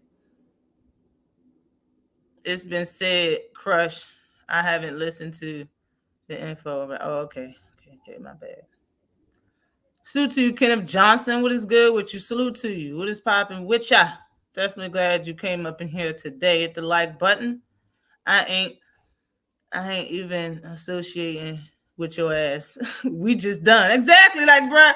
I mean, if we got something going on, if I got to be around you every day or have something going on with you every day, we're just that. We can leave it just that. You know what I'm saying? We can leave it just that. But for the most part, that's me. I'm just done. That's how I carry things. If it's somebody that I don't have to deal with and I don't have to see you, I'll ghost your ass. You'll never see or hear me again. Unless you come find me and find my phone number and talk to me. Unless you do some damn initiating. It's nothing to argue about. I'm the type to walk in on my partner having sex and just to make sure he see me seeing him and walk the fuck out. I'm not going to say nothing. I'm not going to jump on y'all. I'm not going to split you apart. I'm not going to hit her. I'm not going to hit you. YOLO is your life. Just make sure I know what you're doing and let me make my own decisions. We're good. You can do what you do. But when I just don't ever talk to your ass again, you don't ever see me, don't act like it's my fault. That's all I got to say, bro. Don't act like it's me. Salute to you, Rosia. What is good with you? Salute. Not even associate, right? Get that hating shit far away from me. Oh, bullshit, man. No bullshit. I'm different, man. I'm telling you, yo. I got 3 brothers and 3 sisters, and I'm the youngest, bro. I feel like a lot of them hated on me at some point in time. Hard. For no reason. I feel like everybody in the world has hated on me at some point in time. Not everybody, but people that I've been around for a long periods of time. You know what I mean? People that I've been around, spend time around, they've hated on me at some point in time, bro. Like, so it is what it is. You know what I'm saying? But my life, I don't have to deal with a lot of issues in my life. The only issues I deal with is on YouTube and at work. If I have to be around you, you're just an associate. That's what I mean by that. If I have to do anything with you, you're an associate. You ain't a friend, you're an associate. That's what I mean by that. If we are friends and you do some shady shit, man, it could turn from that to something else real quick. Like, it is what it is. Let me get down in here. Let me see. Salute to you, Miss Joette. What is good with you, Queen? Jealousy can make people do some stupid things. Ooh. Say it again. Say it loud in all caps for the people in the back. For the people that got some shit in their eyes. Say it again. Facts. Yes, ma'am. Chilling like a villain. Right, Miss Joette. Tank can't overseas. Right. Because of his probation. That's a fact. That's true. He can't do much because of that probation. Same. I don't care who Tank fights. Sometimes fighting a guy like Ryo can give you a different look and style. I think folks are too harsh on Tank opponents, especially when Canelo can fight who he wants. That's a fact. Absolute fact. When Billy has a countryman at 68 who's undefeated and ranked in all sanctioned bodies. Oh, okay. That's who he gonna fight. That's who we got problems with. Rematch the Lemon Ross are probably gonna fight one of his Smith's family. Salute to you, Sinister Scope 300. Bruh, that'll be an easy ass, quick ass fight if you do. Bruh, if he fight anybody in the UK, it's Korner Ben. I said it first. If he fight anybody in the UK, Tank gonna fight Korner Ben. A judge could allow it though. Yeah, a judge can allow, but I think his judge got something on his ass. Oh, bullshit. Right. I always complain. That Ring magazine article on Tank was low-key a hit piece. Yes, the undertone of that article was making fun of him not informing the public. Exactly. They always making fun of Tank, bro. Like he did something personal to these motherfuckers. No bullshit. No bullshit.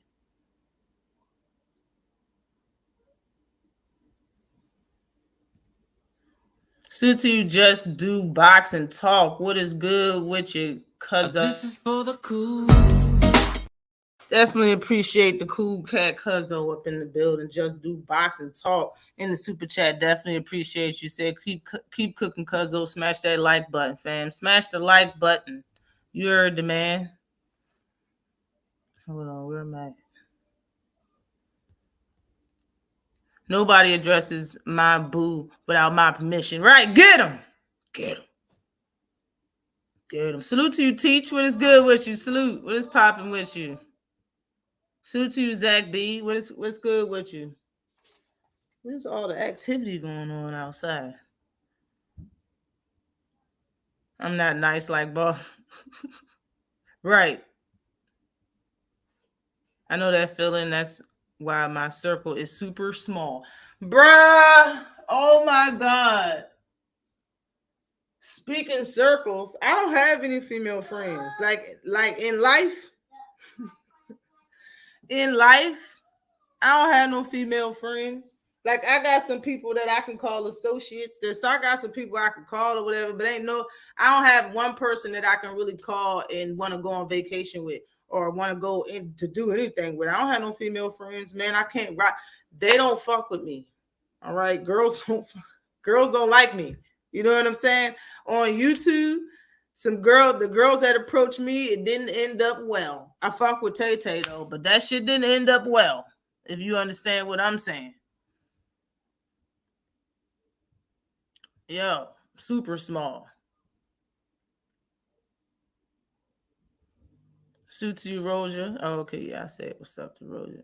The only thing that's making this Tank in the UK story believable is the LDB hasn't shut it down yet. Maybe he on vacation. Maybe he buying some suits. I want boots to schmurder Korner. Yeah. Salute to you, KQKC Boxing Network, Super OG. What is good with you? Salute, Queen. How you feeling this evening? Yo, I'm feeling blessed. Waiting for this card to start in 2 hours, man. What's up with the game, yo? I totally forgot. Didn't the game start at 3? How's the Ravens doing? This is for the cool. Right, I like that shit, yo. Y'all like my little this is for the cool joint? Who is that? Babyface? I like Babyface low key. I used to like Babyface a lot. Like not like him like that, but I used to like his music and shit. I used to like him real. Him and Johnny Gill. I used to like a lot. Their music used to rock for real. What it do? Facts, my blood sister and mom are my best friends, and that's it. Yo, it's not their fault. Like when I remember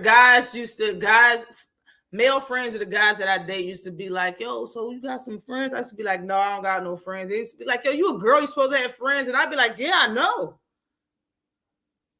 It's not my fault. It's not my fault. Seriously. Like I got approached to do this YouTube thing. I made up the whole YouTube thing, the whole premise of the show. I called it the liquor spot, and she stole the whole shit from me. For nothing. Like I didn't do nothing. You know what I'm saying? Like, bro, it's just, yo, I don't know what to say. You know what I mean? Like when I meet chicks, I intimidate them for some reason. Like I'm not a big girl either. I'm just tall, not big, nothing. I don't treat females like I'm gonna beat them up. I don't want no smoke. I'm a very nice person. I like fighting, yes, but I don't want no smoke. I don't want no smoke. I'm here to have a good time. You know what I'm saying? I'm not here to fight. People honestly just be painting me in that bubble, bro. They be making me feel like slapping somebody. You know what I'm saying? Just like, oh, the game's tomorrow? Okay, bet. Game tomorrow. Man, but I don't be wanting to do, people be pulling me outside myself to do stuff like that. Girls just want to live our life. I always tell other females, like, we have enough problems. Black women got enough problems, yo. We should not be problems to each other. Women hear me say that and rock with it. And once they see they chance to stab me in the back, they find the biggest fucking knife they could get. I got this one. Stab her motherfucking ass. That's how I feel. That's how I feel. For real, yo, it's hard as hell. It's hard as hell, though. But back to the box. Back to the boxing. Oh, bullshit, yo. It's tough having female friends, man. It's tough. The male friend, that's why I be like, yo, if everybody just treat me like one of the bros, bruh, y'all will love me. You know what I'm saying? If women treated me like one of the bros, they would love me. Because women don't never show they bitch side to men. They show it to women. They show all of that negative energy to women. The only time they show that to a man is when they already did what they did and try to get something out of them and they can't. They get rejected. Then they act like, you know what I'm saying? And it's not even on the same level that they acting with us. Like that shit. Girls were sticking to it for years to try to find something to screw you over, bro. For real, years, bro. What does Ryder need to do to win? Yes, back to the boxing. Ryder, salute to you, Tay-Tay. What is good with you, queen? Tay-Tay be the real queen of MMA and combat talk. Salute to you, WT is in the building. What is good with you, queen? Where you at? All right. Ryder can't do shit to win.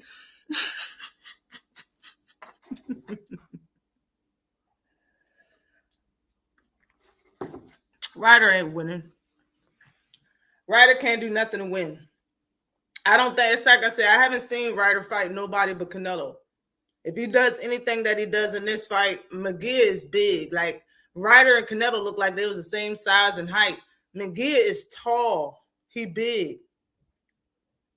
Another thing I heard today, I don't know if y'all know it, but I heard if McGee don't get the Canelo fight, he'll be forced to fight Sergey Devchenko again. I don't know who's seen that fight or didn't see that fight. If you did not see Sergey Devchenko versus Jaime McGee, that's McGee's last fight, you need to go watch that. That shit was so highly entertaining from the first ring to the last bell. That shit was highly entertaining.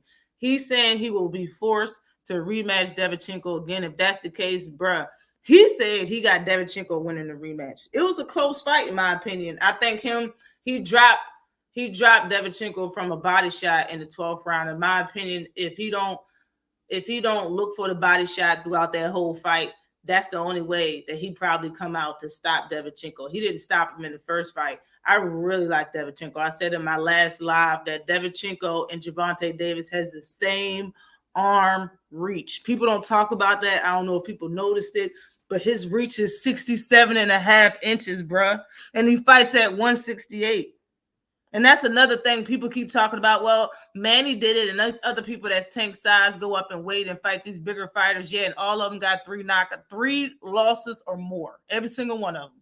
People just want Tank to lose. That's just really the bottom line. But Devchenko's that guy. His foot movement and placement and his footwork and boxing IQ is the reason why he can fight at that weight class. Not because he's 5'9" with that small ass reach. That shit fire though. But I don't think John Ryder can win this fight at all. I don't. Dude fought on Thursday on ESPN Plus. He didn't call out Morrell because he know. Morrell nasty, bro. I know it. Hell, I love Babyface music. He wrote some good songs for us. Yo. Yeah, boy. For others, too. Yeah. I love his music, though. I love his music. Get it. You be getting it. Salute to you, Miss Just Do. What is good with you, cuzzo? What's good, queen? Someone, my ass. That was me, Scope. Salute to you. Salute, queen. I'm glad to hear it. Salute to you, Knockdown Boxing, Sports, and Entertainment. What is good with you, sir? You got hurt, man. Yeah, right. I don't think Ryder can punch because Ryder was hitting Ryder was hitting Canelo with some flush ass uppercuts and hooks. He was looking like he was putting it all into it. It was flush. It really wasn't doing much to Canelo. And I understand he got a good job, but he got sent home, like I said in my other live, looking like his head was stuffed with a bunch of cotton. Yo, John Ryder's head looked like it was stuffed with a bunch of cotton and all the holes. Like he had cotton coming out his ears, his nose, his mouth, and he had cotton wrapped around his head and shit. Like his whole jaw and back wisdom teeth was pulled or some shit. Looked horrible. Like you got beat up and beat down. For real. Thanks, girl. He did have Canelo looking like Rudolph, though. He did.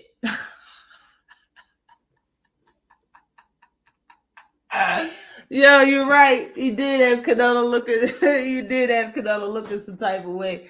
Yo, I got so much off topic and chilling with y'all and talking with y'all. I didn't even get through this damn interview. But hold on. But wait, there's more. You already threw it in the yard. You already threw it in the yard. Yeah, well, you know, I know the real deal. You know, I've been there. You know, you hear a lot of people. You know, nobody don't talk to me about a lot of stuff about boxing because you know we legit. You know, we don't meet a lot of the top fighters and a lot of the top coaches out here, and the U.S. and around. I mean, the top. Okay, so you know, I think you know what he wants to do, as I said, is solidify his legacy in boxing, you know, and like I try to encourage him not to talk a lot to be on there. You know, this is why he don't talk a lot of whatever it is, because I said, grandson, it's fine that, you know, you want to participate and be part of, you know, Hold on. you're not a person that does entertainment.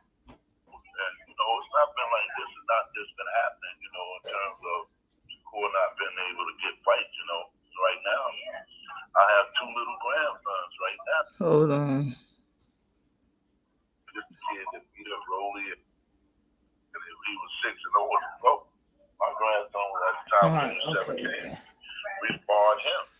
They couldn't beat him. Yeah, let me fast forward. Big Tank Davis is in that same division. He says he's going to stay at 135. Coach Kenny says they have unfinished business, so they don't plan on chasing Devin to 140. Obviously, you guys are the names. Let's be realistic. Okay, let's get it. Here we go. Tank is not but so tall, but so big. Now, realistic. Would it make a lot of sense for him to go up and start fighting bigger people just because the public want him to? Just because the public want him to?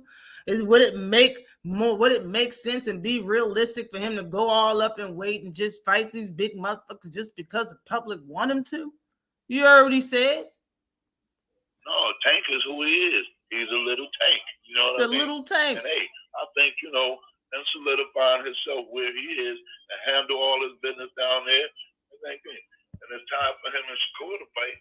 If he want to come up with Shakur, listen, every 2 years, Shakur's whole career, he's went up in weight. From a kid all the way up into now. And look at it. Look at the fights. From 26 up, it's been like 2 years. His weight has been growing. And just like right now. Is that going to happen? Like by next year, he's at 140? Of course. The West everybody going. Look, see, I've been on USA Boxing for years and all this stuff about. See, they don't put into the effect of bone hardening and how that causes weight. You know, as the bones get heavier, the weight goes up. That's a fact. So now, you know, you have. That's another reason why we keep saying we old every time when we reach 27 and 30 and over 30 and shit, because that we feel our bones ain't cooperating like it used to. Trying to cut weight, and now their body is no longer fit and structured for that. Their bones have gotten harder, bigger, so they try to cut weight, make it more difficult. So this is why, you know, they've been on the emphasis of cutting weight now for so long, and you know, the best thing is to move up, you know, because you remember a few years ago, what was Surgeon General said, was it about 7 or 8 years ago? They said that it takes us boxers, fighters, actually 7 days to recover all right, from a workout, from a training camp, to really be prepared to fight, almost like football. That's good information. It takes them 7 days to recover after training to actually be in fighting shape. That's what he said. On the field again, because their body is so sore. And you look, we get hit in more places than them, and we get hit more times than them. You know? That's a fact. What running back get hit 100-something times a game? Nobody.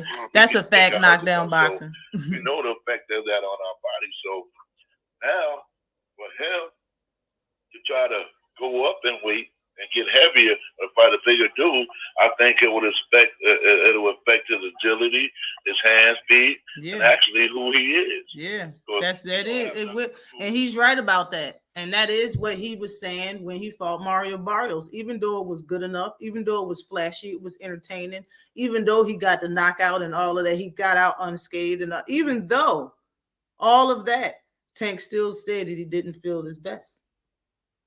He could have been faster, lighter on his feet. All of that, hand speed, all of that. You know what I mean? He's the one in there that has to fight. You know what I mean? We're just sitting down watching the shit. You know, so all of that goes into account. Just because it's a weight class. If somebody want to fight him, let them come down to his weight class. That's what I tell him. Right. That's facts. He's the guy. Come down his weight class. No. I hear it. And I agree. You know, when it comes down to your fight, you know, with Tank down the line, I mean, you're saying next year you're going to go to 140. You know, you understand why this fight with Devin and Tank can't be made right away, right? He just said next year they're going to 140. That's what he just said to Moses. Moses hasn't said nothing. So is he saying Shakur Stevenson is going to move up to 140 pounds next year? That's what I said. I said that 2 years ago. I was telling people, Shakur ain't going to get no undisputed at 130. He's not going to get nothing but the 2 titles that he's getting. He might as well move up and catch Devin Haney now. A lot of Shakur fans, a lot of them, not all, a lot of Shakur fans were saying, no, I want him to stay. I said, he's not going to be able to stay because he's too big. And look what happened. He missed weight. He was moving up anyway, and he didn't care. So he moved up to 135 without no titles at all. With the 2 titles that I said that he should have moved up 2 fights before, right? 2 fights when I said it. Like, that's when he should have moved up to 135, and he would have caught Devin Haney. But like I said, this has always been bullshit for the longest time. His stepfather Moses just said that he helped the motherfucker get ready for Regis Prograde. Shakur helped Devin get ready for Regis Prograde. All of this shit that happened in between Devin happened before, and that Devin and Shakur happened before he was in the training camp for Regis. Like, it's a lot of BS being thrown around. And the only person that's not involved is Gervonta Davis. Told you he was the real one, but whatever. Now, but what do you think as far as Shakur and Tank? Does it seem like it can happen first? Let me tell you this here. We would love for it to happen first, okay? Look, I'm going to say it like this here. Have you ever in your life seen Devin fight anybody for real, any real opponent? I mean, Lomachenko. Name him. Lomachenko is a real opponent. That was so close. It was a close ass fight. He did get hit way too much. That's a fact. Okay. Yeah, and then when it comes down to opponents, I mean, I know what you mean by size. Name the opponent. Who you just seen him fight? That's what I'm saying. He couldn't even really name the opponent. Salute to you, Behind the Hands TV. What is good with you? Salute. Definitely appreciate you for stopping by. Yeah, just put up on my favorite female boxing channel. I dropped a like, much love. Definitely appreciate that. I definitely didn't know that. Definitely appreciate it. Feel special now. Definitely appreciate that. Yeah, I mean, all the guys are smaller. They're smaller guys. Like, you know, I mean, I'm not too high on Kambosos. I think a Lomachenko win is a bigger win than 2 shots of Kambosos. The Jojo Diaz win, what do you think about Jojo Diaz? Was you not impressed? No. I mean, I should have said no. No, I wasn't impressed either. That he did not fight. Yo, that question though, how many mandatories did not fight? That question is loaded and funny as hell. Salute to you, Al Booger. What is good with you? Salute. That shit funny as hell. So what mandatory do you believe he ducked? And that's a question that I don't even know. I don't even know the mandatories that he had and didn't fight. I don't even know. I know that the people that he didn't fight, if they ever was in the question or in line to fight Devin Haney, and it was said and put out on news that that's the case, and Devin Haney should or mandatory is or whatever the case, they were planning to be a duck. Somebody already said that they were ducking Devin Haney. That's all I know. I don't know who they were, but all I know is whoever they was, somebody made a video that they ducked them before. So I don't really know. You know what I'm saying? Any mandatories did he not fight? I honestly, I don't know. Do you know?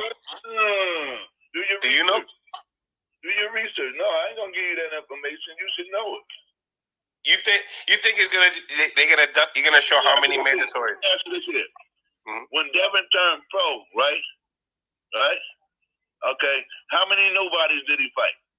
How many bouts did he pay for his opponents? Why are you saying that? Why you saying like the fact that Moses said it like that? That's why people call him a hater. That shit funny. In my opinion, that's unfair to say about Cam. What exactly did he say about Cam? What part?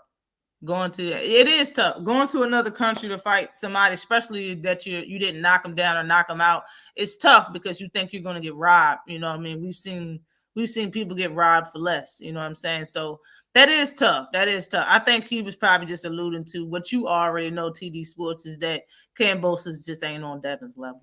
That's probably what all he was really trying to talk about. Yes, he did. He whipped T.O.'s at. Yeah, he definitely did. Definitely did. It was a good fight, though. If people go back and really watch that fight, it was a good fight in between Kambosos and T.O. It was good. He's saying Kambosos wasn't a real opponent. He was a real opponent. He just wasn't on Devin's level at all. Like Devin was styling on him comfortably in Australia. Like it was easy. It looked like an easy win for how Devin made it look. I can say that. That's how many fights did he pay for? Is a loaded right? It's also, right. It's loaded as shit. They even did to question it like that. The whole Mexican career. I mean, going to Mexico, that whole career was kind of like that. But I had to give him some credit, though, Coach. How much you think that they paid to reverse that one decision he lost? Oh, so you believe in that, Coach? You believe in what Regis said? Believe in it. It's true. His voice is funny. Why do you think? Listen, Devin could have stayed breaking news. The USA and came here and fought for top-notch fighters and moved up the ladder even quicker. You know what? I asked this question a while ago because I was a Devin Haney fan before. I don't even think he was pro when he was on Floyd Mayweather's channel and boxing and stuff like that. I don't even think he was pro yet. But I was watching him then. You know what I mean? I always was asking, why is he going to Mexico instead of doing it the other ways that other fighters do it? Like I never seen nobody go to Mexico and have YouTube videos on them fighting people in Mexico at that time period. I didn't. So, and I was wondering why he was doing so, being that he was on Floyd's channel all the time, his YouTube channel, and he was around all of these names. You know, they have to know people that know people, you know. And I always asked that, you know, I always asked why he didn't go to Olympics and how come this and how come that. And it was always people saying it's because of his age. He's not old enough to do this, not old enough to do that. And when you do research, you see all that stuff isn't even true.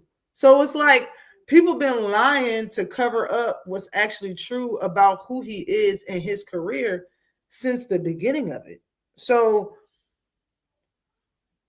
do I believe what he's saying? I believe it could be very true because, like, I mean, in the beginning, when I was looking at Devin, when Devin first turned pro, it's too many respectable people that said that he paid for a loss. I heard this shit years ago. I heard it in 2017 or 18, whenever it was, or whatever it was that he turned. I heard it then.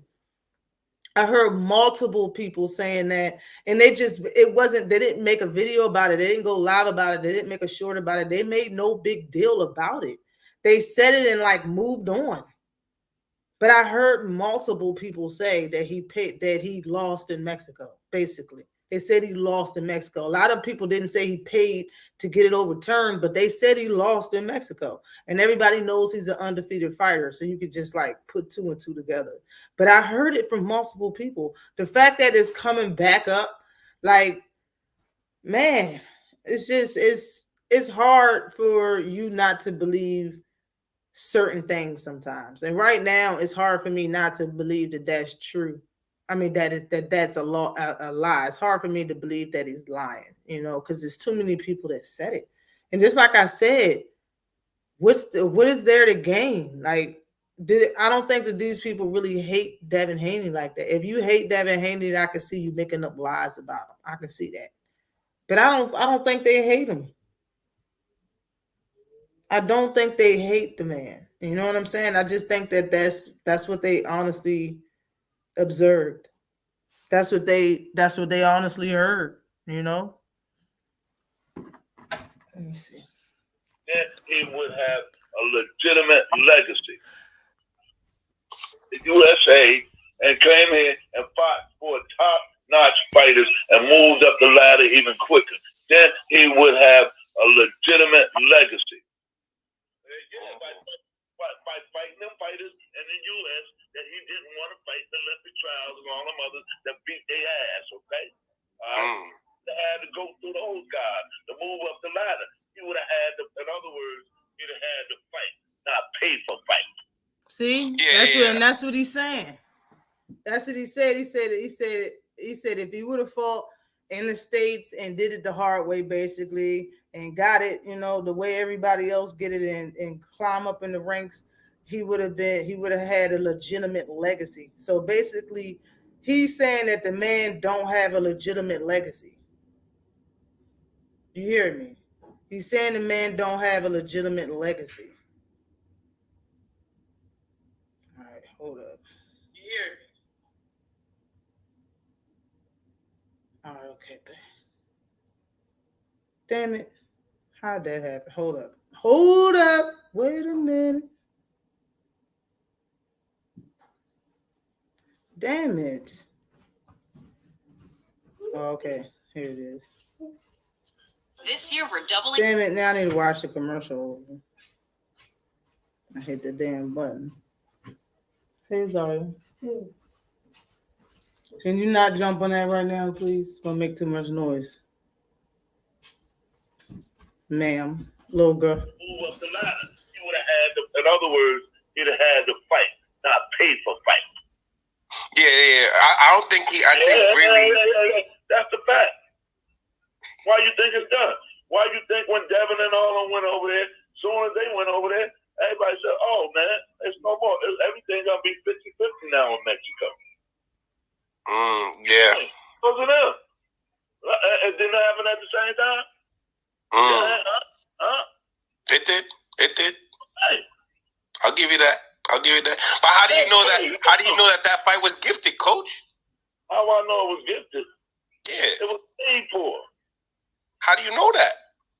How you know? Listen, why do people go to Mexico to fight? To get easy fights, to get some wins, to get some KO. Why was his answer that? that? You think he just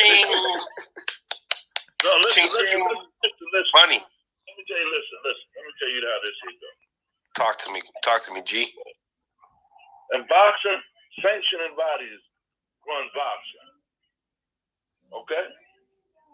If you want to come to Mexico and give their sanctioning body, let's say their president or whatever, some money to have them fight a bum, you think they're going to take it? Not going to take it? Go to Puerto Rico and see. Yep. I hear you. All right, let me fast forward this a little bit. I hear you. Like, I used to be, and still calling myself Mystery number 10. Great fighters if y'all want. Y'all entitled to y'all opinion. But wait till you see him get in the phone booth and have to fight somebody and see who come out. Okay? I've been there. I done seen it. Okay? All right? You know what I mean? So I I really know who got the dog in them and who don't. You know what I mean? It's real shit. Right. Real talk.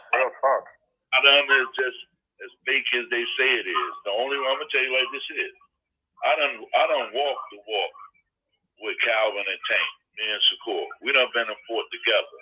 You know what I'm saying, out there on the road. And them two niggas is real dogs. That would be the best fight in the world. You know what I'm saying?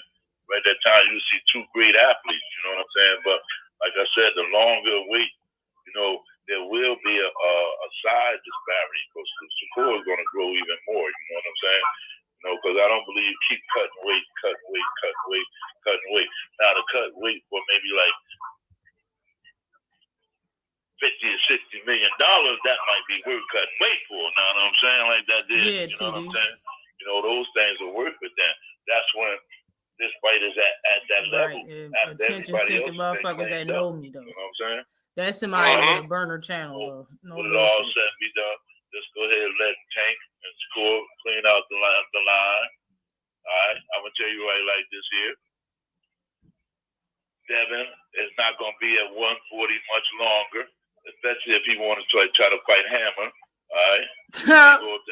He's still bringing up Hammer. He's going to run his ass out of there. All right? Okay? You think he's going for Hammer? You think he would go for Hammer, or you think that Hammer would get his ass out of there? He should have some unfinished. He slapped the shit out of him. He should have some unfinished business with him. Yeah, there it is, Coach.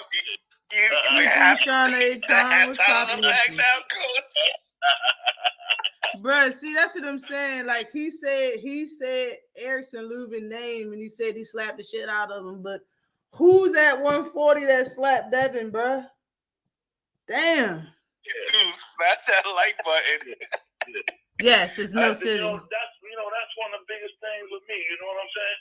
He talking all that shit 140 and all this here, and man, slap the shit out of you, and you ain't going after that motherfucker. See, 140. Amen.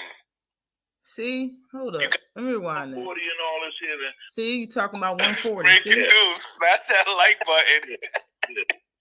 That's one of the biggest things with me. You know what I'm saying? He talking all that shit 140 and all this here, and man, slap the shit out of you, and you ain't going after that motherfucker. See, bro. Who slapped him at 140? Amen. Shit. You gotta get that. It's like Charlo and Caleb Plant. They gotta get that. You this bad, nigga. You so tough. Talking as if his nigga slapped this shit out of you like bitch slapped your ass. And you don't want to go get that motherfucker? Damn. Lubin did that? Damn. Erickson Lubin. Jeez. So he keeps saying his name to make sure he's talking about Lubin. Was it hard, Coach? Was it hard? I want to. Man, he's smart enough to know Lubin bro, don't fight at 140 though. That's you all don't I'm even saying. fight back, motherfucker. Come on, man. What motherfucker you gonna let smack you? I don't care. Nobody. He's 1 year older than 2 year older than you? Who's there, Coach? Who's Nobody. there? I don't care if she 100 Who's pounds there? bigger than me. Yeah, where is this happening at? You ain't getting away with it. This happened at the Olympic I don't care Training if Center. you do. You ain't getting away with that shit. When they were young bulls. It don't matter. A smack is a smack. I hear you, Coach. I hear you. Smack, bro. Y'all the fighters. You can jump in the ring. Spar. Wow.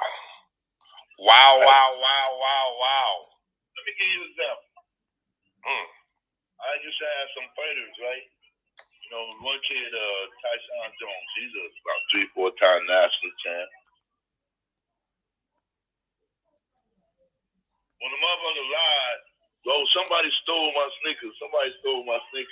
You know. So they stole his sneakers and slapped him. Check it out. They accused a kid from California, Alex, I forget his last name, was stealing his sneakers. So I sent the kid home.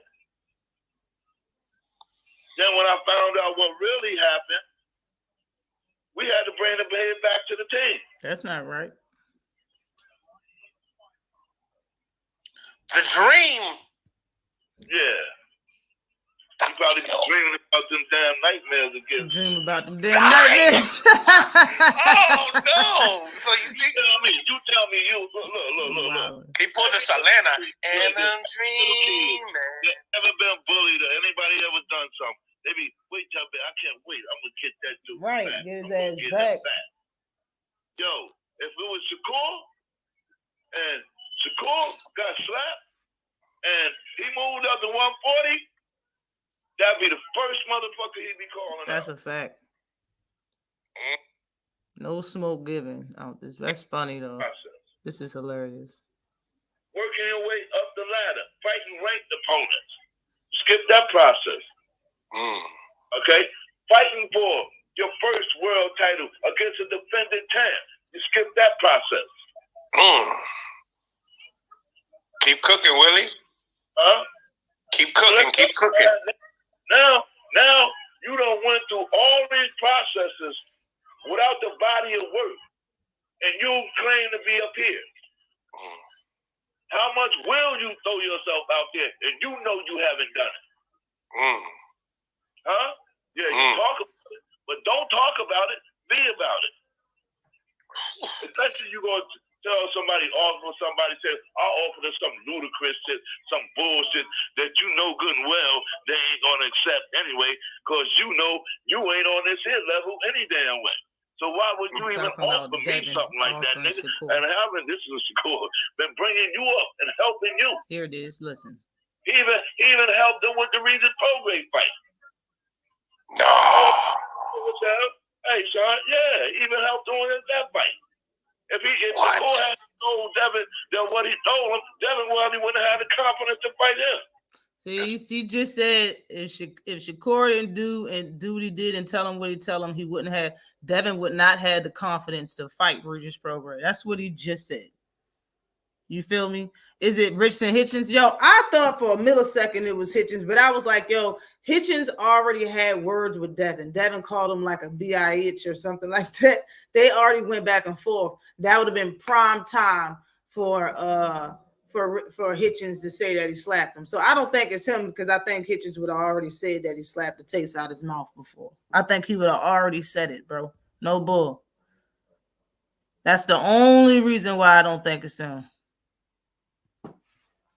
Funny, because you and I in our last interview spoke upon that sparring and that about the sparring with Shakur and Regis, and yeah, we spoke upon that.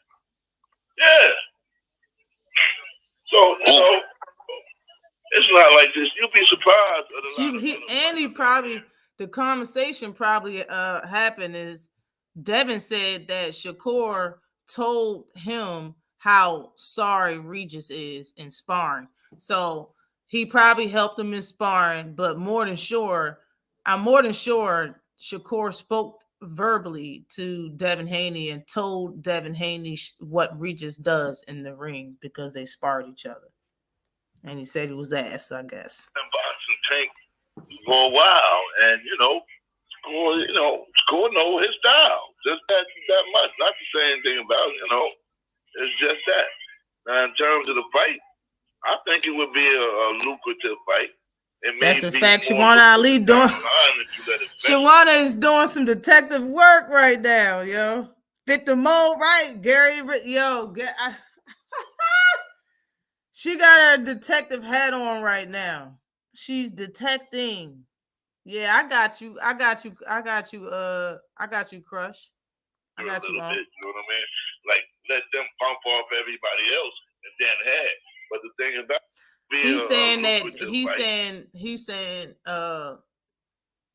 Shakur sparred Tank and Shakur no Tank's looks and stuff. He said, but it'll be a lucrative fight down the line after they knock off everybody else. That was Moses' exact words.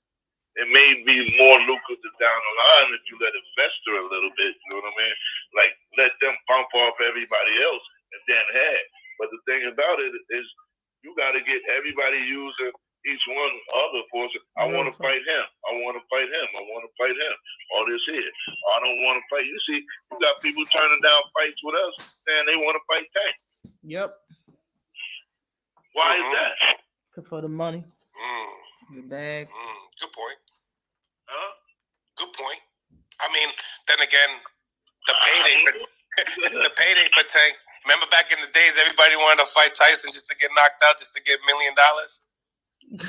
Hey, just to get that name. Yeah. Now you're starting to smell the coffee. Yeah. So now you see what all this shit talk about. Because it's about the money. All right, we don't need to hear no more of that. We got the drift. You feel me? We got the drift. I just want to say about the fight last week, Michaela Mayer and Natasha Jones, bruh. Natasha lost that fight. That's all I got to say. Natasha lost. I watched that fight. Probably missed a round or two because I was calling the fight and doing a live at the same time. But Natasha Jones got pieced up every time I was looking at the screen. Every round she was getting pieced up from distance, mid-range, on the inside. Jonas wasn't doing nothing but clinching. She got some hits off on Michaela Mayer a few times, but Michaela Mayer won that fight. She got robbed last week. I gotta say that. Word had Mayer winning 7 rounds top. Man, 7. And it was a 10-round fight. Like, bro, how did Jonas win the fight? How? It should have been a 3-round fight. I mean, 3-minute fight. Because if it was 3-minute rounds, she probably would have dropped Jonas. She had Jonas hurt in like 2 rounds of that fight. She was hurt like a mug badly. Badly, you hear me? But Rolly said that where's the dude that? Here he is. Rolly said that he told Ryan to fight Xannies in a bottle of tequila in April because they're not fighting each other. I thought it was funny. I have to admit, I initially laughed because he said he was, as he said he's going to be fighting some Xannies in a tequila, bruh.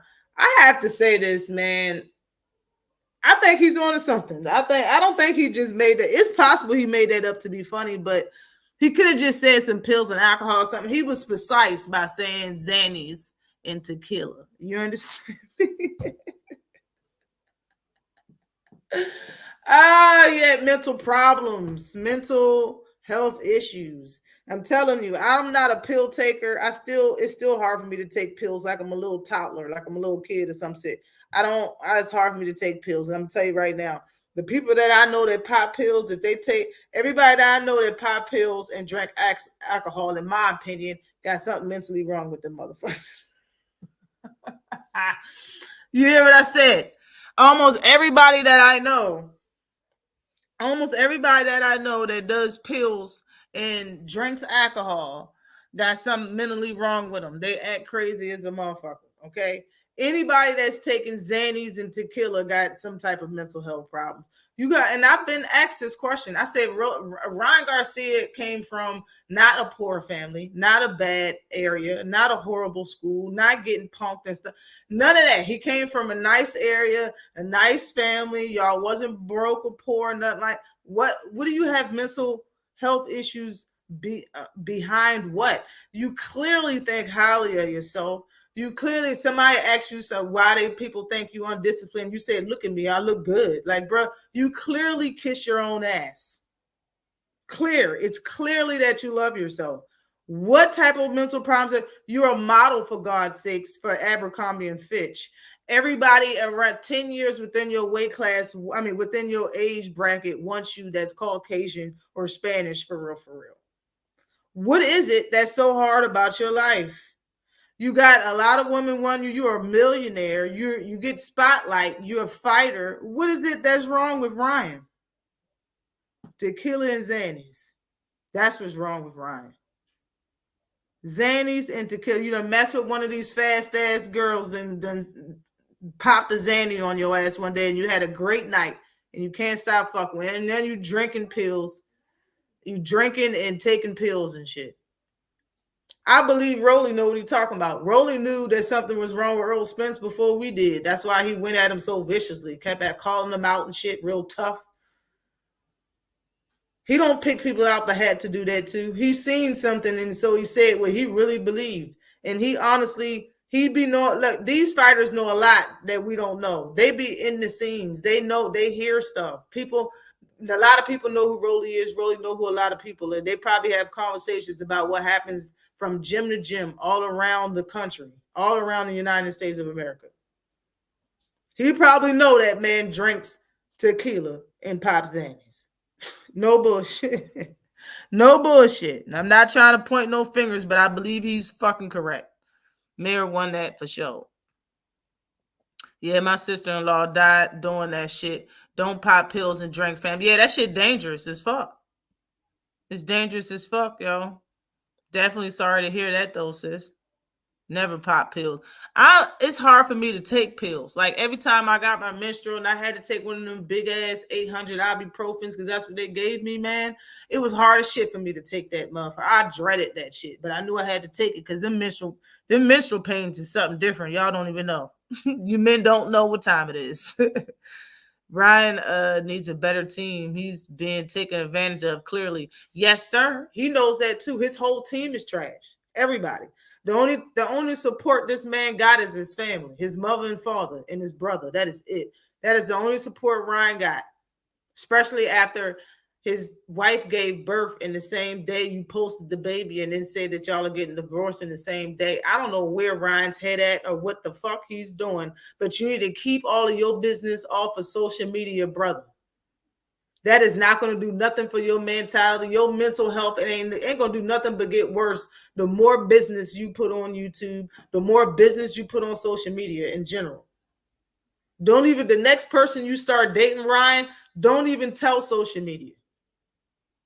Don't tell nobody. Keep it to yourself. Things last a lot longer if you don't tell nobody. If you was rich and nobody knew, you'll have your money for longer. You hear me? Everything. Too much of anything is a bad idea. And when it comes to social media and Ryan, he got millions of followers. Keep your business to yourself. You're in the public eye too damn hard. For real. Facts. What did I even say? Ryan probably gonna fight Barossa. Big Bryce Barossa. Now, I said it once. I think I was on Just Do channel when I said it. I'll say it now. I was in this comment section. I'll say it now. I think Ryan Garcia should fight Brandon Lee at 140 pounds. He's somebody that's at 140. He's somebody that's been at the weight class the whole time. He's not considered a scrub. He has over 20 some fights and he's undefeated. Perfect. Absolutely perfect. And it will be a good fight. Lee would beat Ryan ass, in my opinion. Yo, but that's what I was saying too over there. Who ain't gonna beat Ryan's ass at 140? That's a name. Tell me one name that's going to lose to Ryan Garcia at 140 pounds. That's an actual 140-pound fighter. That's a name. Tell me. I can't think of one person. Brian Lee is his best bet. Brandon Lee, is his best bet. Yeah, he can fight, but he also thinks offense way too much more than defense, and he's been dropped before, and Ryan has speed and he got some pop. So it can be a good fight, and Ryan has a chance to win it. Other than that, I don't know one person that Ryan can actually definitely win. That's an actual definite 140-pound fighter that's not being moved up with a name. I don't know one person. He's going to have to show me he can do it at 140. His last performance looked a little lackluster to me. Carl Thomas ass dude. What?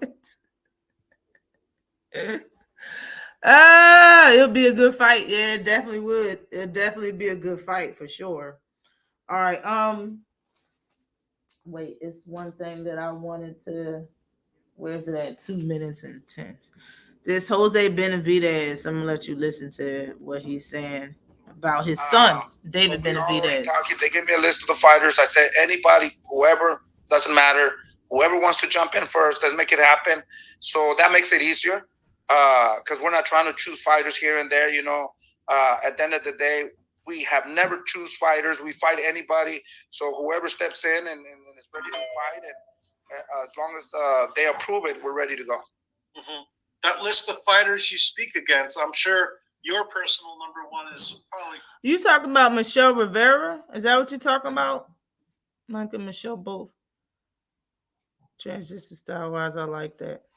Yeah, I think you're talking about Michelle Rivera. If you're talking about Michelle Rivera, I think he moved up. Yeah, I think he moved up to 140. So yeah, he is in the weight class to fight. Michelle Rivera will fuck Ryan up, in my opinion. Because Michelle Rivera is patient and he works behind the jab. But that could be a possible window, but I don't know about that. I don't know. We're gonna have to see.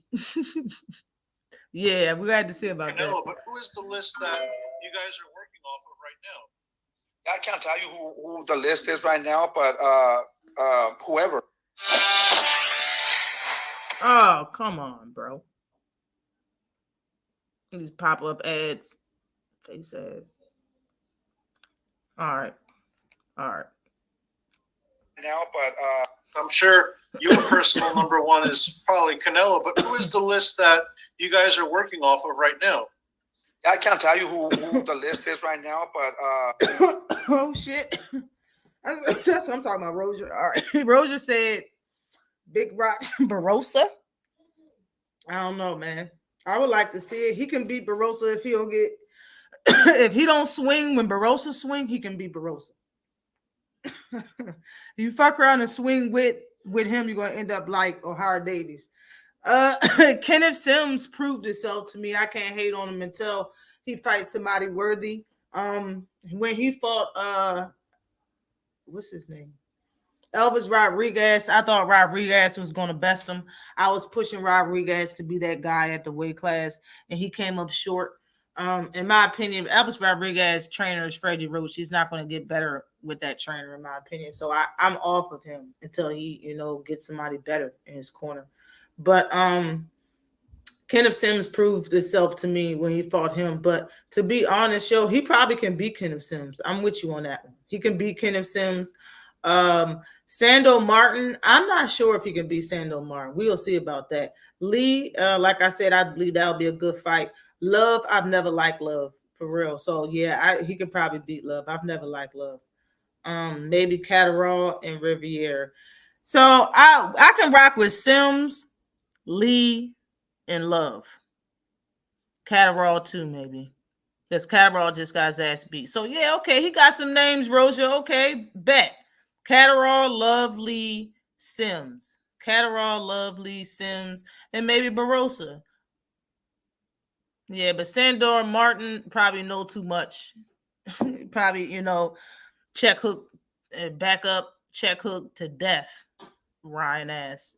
Riviere know a little something. Elvis Rodriguez would sleep Ryan. Right. I like Elvis Rodriguez, and he lost to Kenneth Sims. That's why I feel that way. Rosa Sandor, right. Sandor, Barossa, Catterall. Yo, they whooping his ass.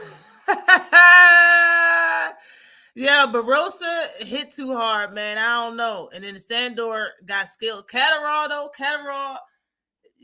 did you see Catterall versus Linares, his last fight, bro? Because Linares beat Catterall ass, in my opinion. For real.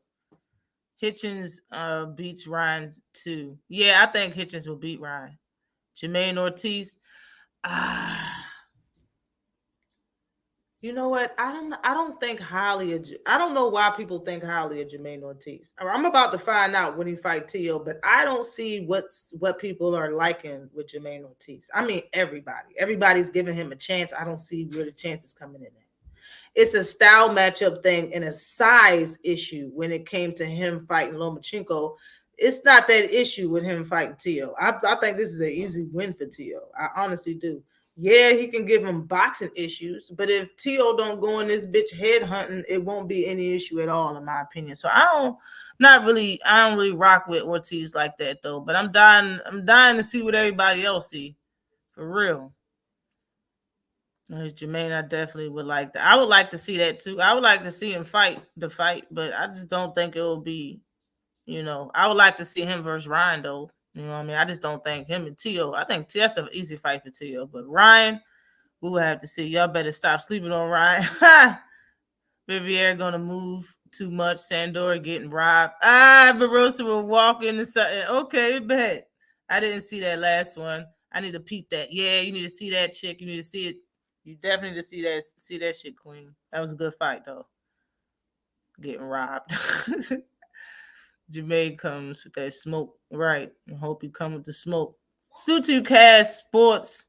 Hashtag JBT in the house. Salute to Just Box and Talk up in the building. Salute to you, Cast Sports. What's good with you?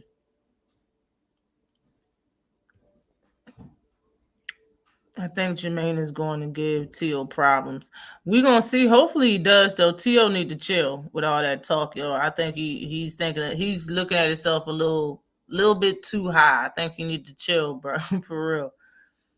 Pick Tio in that fight, but I don't mind him. I definitely don't mind him. I'm down to see Tio, and that's maybe that's a bad thing, but I won't lose no sleep at all if Tio gets his ass beat. Salute to you, Willa Riches. What is good with you? Salute to you.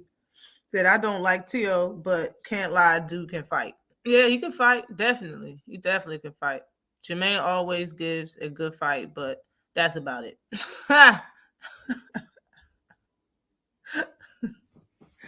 Okay. Now someone said, oh my damn pen. Someone said that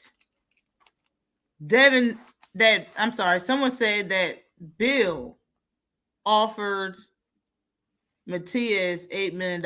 Someone said that Bill is telling people that he offered Matias $8 million to fight, and he hasn't gotten an answer back yet.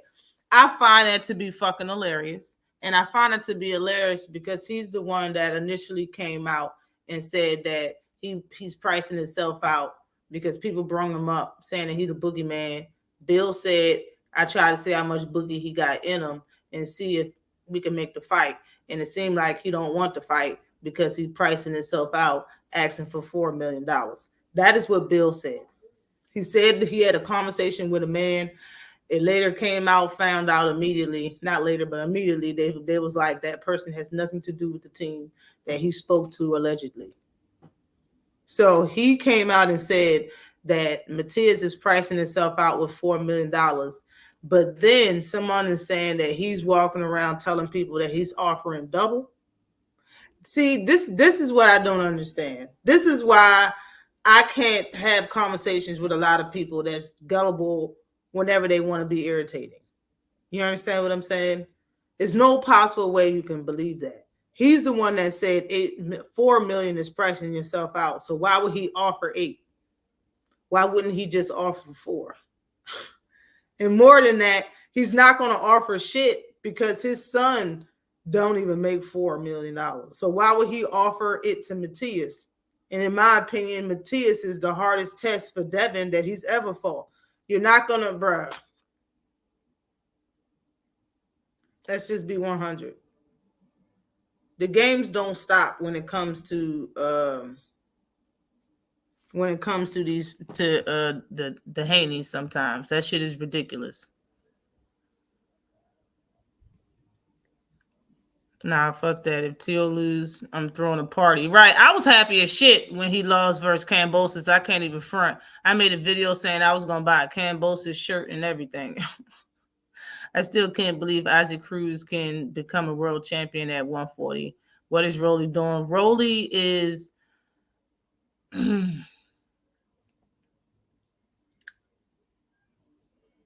Rolly's like the swap meet sale in the middle of the... Rolly's like the one clearance item that everybody want and shit. He's that item that everybody wants right now. It's a bad look, yo. It's a bad look that's what we got to look forward to. But nobody has a problem with the fight, though. Nobody got a problem with them two fighting each other. And it might be a pretty entertaining fight for real. You know what I'm saying? When it comes to Rolly and Cruz, I got Cruz hurting Rolly. Cruz is gonna hurt Rolly, bro. Listen, and I'm gonna play a video. Matter of fact, I'm gonna play a video right after I say what I gotta say. Look, screw Jose. Screw Jose Benavidez. I was gonna play Jose Benavidez, but screw him. I got something more important I want to play. My daughter Natalie. Rolly's going to end up hurting his hand on the top of Isaac Cruz hard ass head, bro. He's going to end up hurting himself. The fact that Cruz fights like this, I don't know if y'all know, but the man Cruz is like 5'4". You hear me? Cruz is a real small guy. He's like 5'4". When he holds his arms like this, it really covers up almost his entire torso. He don't hold it up like this. He covers his torso. He brings his arms down. He covers his torso, and it doesn't have a long neck, and he brings his head down, and this is all covered. This is how he fights. This, just like this. His gloves are pressed against his cheeks. This is how he fights. He throws overhands. That's how he fight. Like, that's how he fight. Rolly's gonna only time he gonna hit this man flush is when he's throwing punches. So that Rolly is gonna have to throw punches when Cruz is throwing punches in order to get something in. That's what he's gonna have to do. And that's the time when he's going to get caught with something. In my opinion, I said Rolly Cheney ever since Tank knocked him out with a punch. He didn't even throw that hard. And then I was like, yo, I'm fuck around and be right. Because he got dropped by that dude, Jerron Ingram, in sparring, bro, with headgear and big gloves. And Jerron Ingram isn't a puncher. He dropped him with the same punch on the ropes just like Tank did. Tank was on the ropes. Jerron Ingram was on the ropes. He threw the exact same punch. So he could be a little chinny or just allergic to left hooks. And Isaac Cruz know how to throw those. He can throw left hooks. He know how to throw that. I think, yeah, he might become champion. Rolly should have fought Ryan. That's what he should have did. I know Rolly's big. Rolly gonna come in that bitch 160 or something and fight Isaac Cruz. But it don't matter, bro. That chin didn't gain no weight. We see it. Fuck, big Raj Barroso even dropped his head, had him leaning on the ropes. It always depends on which TO shows up. That's for sure. It definitely depends on which TO we see that night. I'm still watching that Haney Regis fight. I didn't see that beating coming. Nah, I didn't. I knew he was going to whip his ass. I didn't think that Regis wasn't going to do shit the entire fight because he didn't do nothing. But I definitely knew that. Well, actually, I did say that all Regis can really do is try to keep up, but he didn't do shit. It's like he really wasn't throwing no punches. He didn't throw no. What's the word I'm looking for? It's like it wasn't much sense of urgency. I didn't really see it. He looking like food too after Barroso. Tank ruined him until further notice. Exactly. This is a bad matchup for Rolly. Mess around and break his hand on his forehead. Facts, Roja. One or two of them hooks every round from Cruz will end Rolly early. Yeah, it's gonna be a bad look for Rolly in my opinion. His head looks hard. Then a mug too, for real. Yeah, it do. And I made a short of Rolly said that Cruz was a trash fighter, and then after he seen Tank versus Cruz, he kissed his ass. He was like, yo, he's a real Mexican monster, and I really love his really hard head. Those were Rolly's actual words in months. He said it was trash, and then months after that, after he watched the fight, he was kissing his ass. Like, Rolly didn't want no smoke. Rolly wanted to be friends with his motherfucking ass after he seen the Tank fight. No bullshit. So, I mean, he know he got a hard head. We's about to find out, boss. Pitbull don't got no neck. I think he on pit. Yo, yeah, he don't got no neck. No, that's what I'm saying. Don't have one at all. Cruz is literally a pit bull. Salute to you, Picasso. What is good with you? Salute. Going 12 with Tank really made this man a star. Dude, IG is fire, right? His IG fire. Yeah. All right, yo. Did y'all know that Bullet and Rolly they not together no more? They split each other. Salute to you from my view. Salute to you. Yeah, Rolly and Coach Bullet ain't together no more. He don't train. Coach Bullet don't train Rolly no more. He on his own. And he spoke about it today, a few hours ago. He spoke about it a few hours before I went live. And this is what Coach Bullet had to say about him and Rolly split. Mongoose is Romanian. I see some amateur fights. He's really looking to be a world champion soon as possible. He's just so dedicated. And it's me.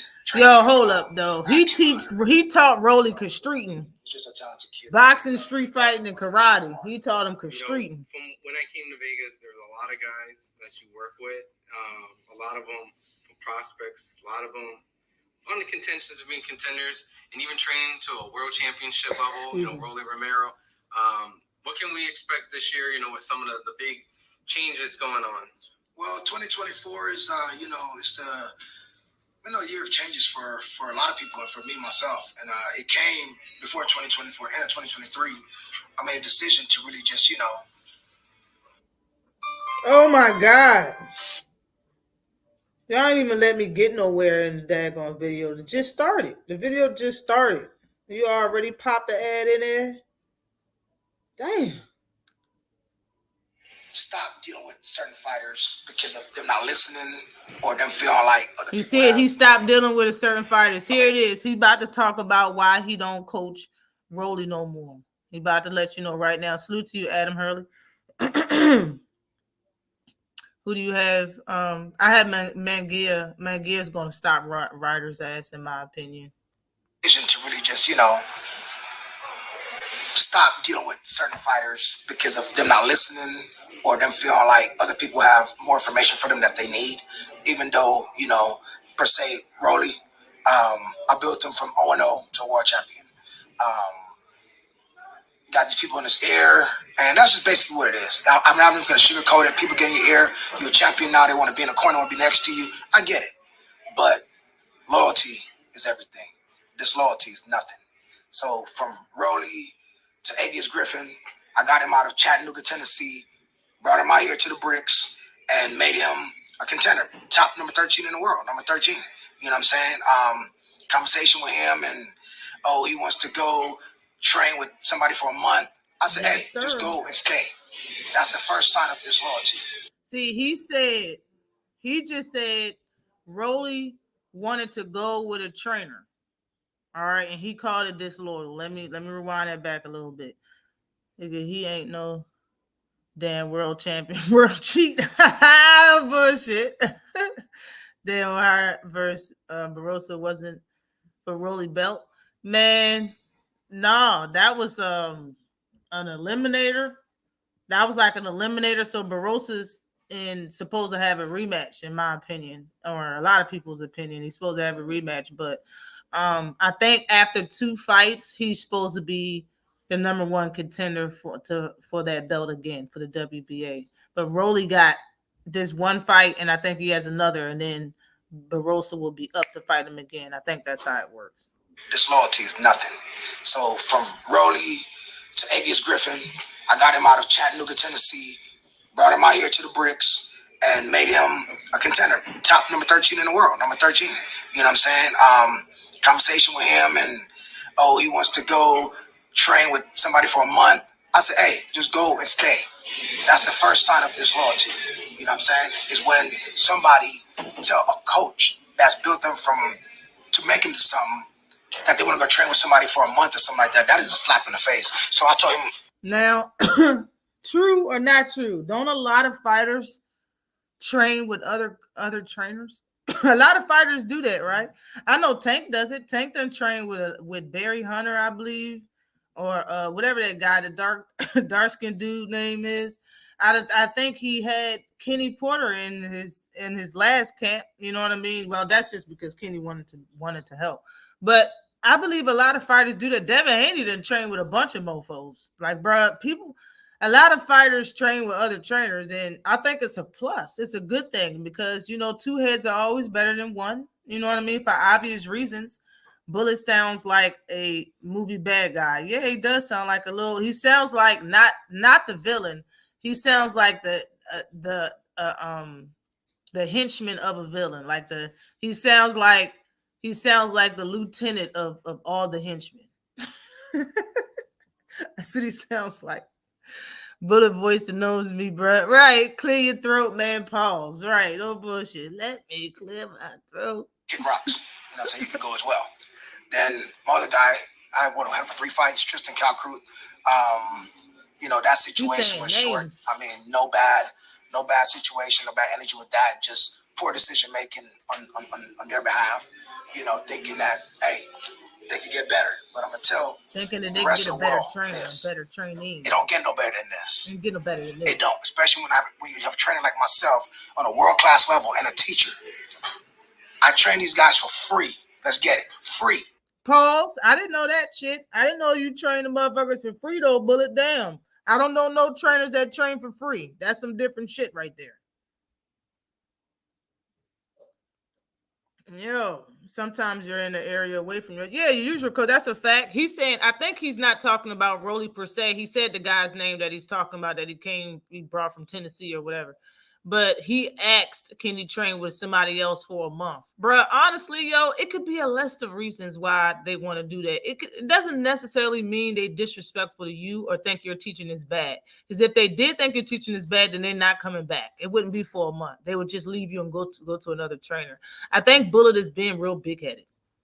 Am I tripping? Is Bullet being big-headed right now? Because honestly, I'm going to let him finish. We're not even really going to get into his shit disturbs my peace. Right, his voice terrible. Bullet thought it was lifetime pack. Rolly tired of getting beat on, right? Bullet world class my ass, right? He's wilding right there. High school trainer.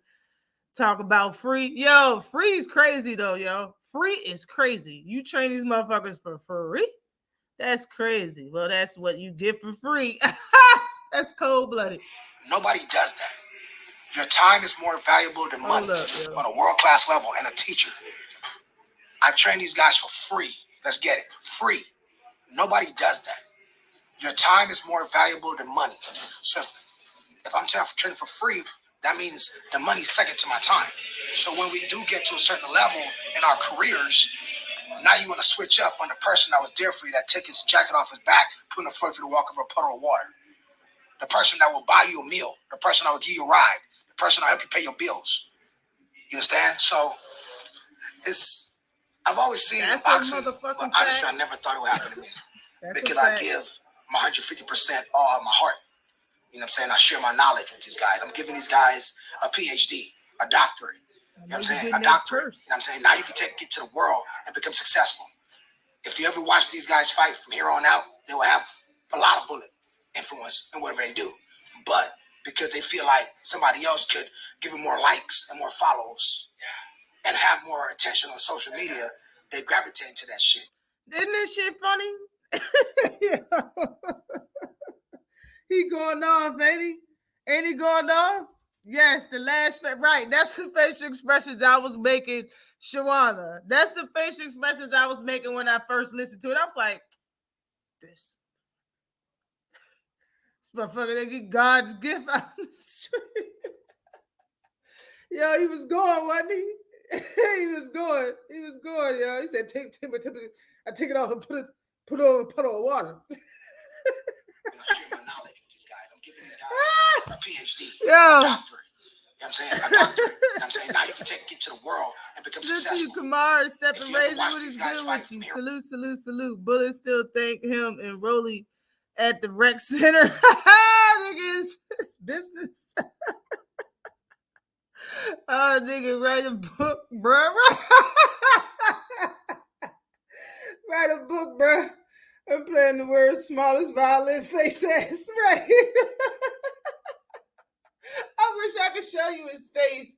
I wish I could show you his face without getting copyrighted. Bro, crying his ass. He fucking pouring his heart out. These ungrateful young bastards. That's what he wants. That's what he wants to say. That's what he wants to say about these motherfuckers. No bullshit. Let's see you build another fighter and carry him to the top. Right, yo. This shit pathetic. We right. No bullshit. It's crazy. You're a trainer I can't name. One thing Rolly's good at. No bullshit. Delusional. Bullet is overreacted. You overreacted. Bullet overreacted. Yo, hold up, bro. We're gonna listen to this. Cause he going to, he talked about this shit for 10 minutes. You hear what I said? He talked about this for 10 minutes. They will have a lot of Bullet influence in whatever they do. Hold on, bro. A doctor, you got a little bit more. Now you can take what happened to me. Because I give my 150% all of my heart. You know what I'm saying? I share my knowledge with these guys. I'm giving these guys a PhD. You wouldn't want to be a girl and got his ass mad and broke up with him and shit. He'll fucking destroy your ass to everybody, yo. Destroy you. This nigga hurt. Doctorate. You know what I'm saying? A doctorate. You know what I'm saying? Now you can get to the world and become successful. If you ever watch these guys fight from here on out, they will have a lot of bullshit influence in whatever they do. No bullshit, Willie. Because they feel like somebody else could give them more likes and more follows and have more attention on social media, they gravitate to that shit. Now, the social media shit is really, really like, it's a great thing, but sometimes it takes guys in the wrong direction and mess with their mindsets. You know what I'm saying? So I'm moving forward with my guys, though. I have very talented Maurice victoriously. Facts, I have Serena Black Rose McCoy, that's IBO, Intercontinental Champion. So I have things to do. I'm moving forward. Like I said, Yo, Kamara Steparator said Bullet voice sound like he owes his aunt $7. No bullshit, yo. That's exactly what that shit sound like. Bullet say Rolly act brand new. That's exactly what it said. I want to rewind this shit a little bit more back to where he really got into how his feelings was hurt. Hold up. In our careers, hold up. Now you want to switch up on the person that was there for you, that take his jacket off his back, put in the front for you to walk over a puddle of water.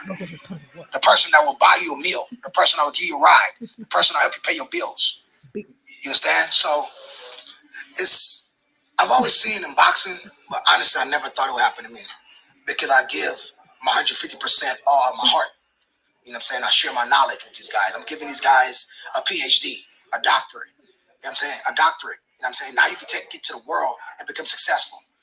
If you ever watch these guys fight from here on out, they will have a lot of Bullet influence in whatever they do. But because they feel like somebody else could give them more likes and more follows and have more attention on social media, they gravitate to that shit. Now, the social media shit is really, really like, it's a great thing, but sometimes it takes guys in the wrong direction and mess with their mindsets. Salute to you, Amber Queen. So I'm moving forward with my guys, though. I have very talented Maurice victoriously. I have Serena Black Rose McCoy, that's IBO, Intercontinental Champion. So I have things to do. It's like he put a lot of syllables in the biggest thing about all this is niggas never made me no money. I made that. Say it again, Bullet. That's IBO, Intercontinental Champion. So I have things to do. I'm moving forward. Like I said, the biggest thing about all this is niggas never made me no money. Niggas. I made that money. Said niggas never made me no that's money. IBO, Intercontinental Champion. So I have things to do. I'm moving forward. Like I said, the biggest thing about all this is niggas never made me no money. Yo. Yeah, I bet money, though, that they gave you a piece of that purse. They had to give you a piece of their purse after they fought a real professional fight, though, Bullet. I ain't trying to hear that shit, though. Damn. Willa say Tank told Bullet, shut your bitch ass up during that Rolly fight. Yup. And didn't he matched Tank energy immediately. He was like, you don't know nothing about me. And he went off. And I remember after the fight and stuff, and they interviewed him. Well, after the press conference, they interviewed him. He was like, I'm as professional as they come.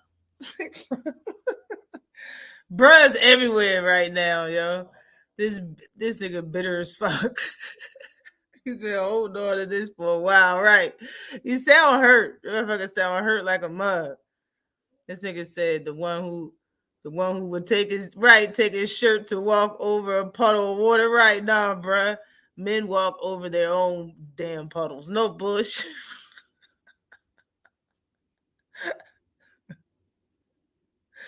Yo, he is. You're gonna miss the cliche.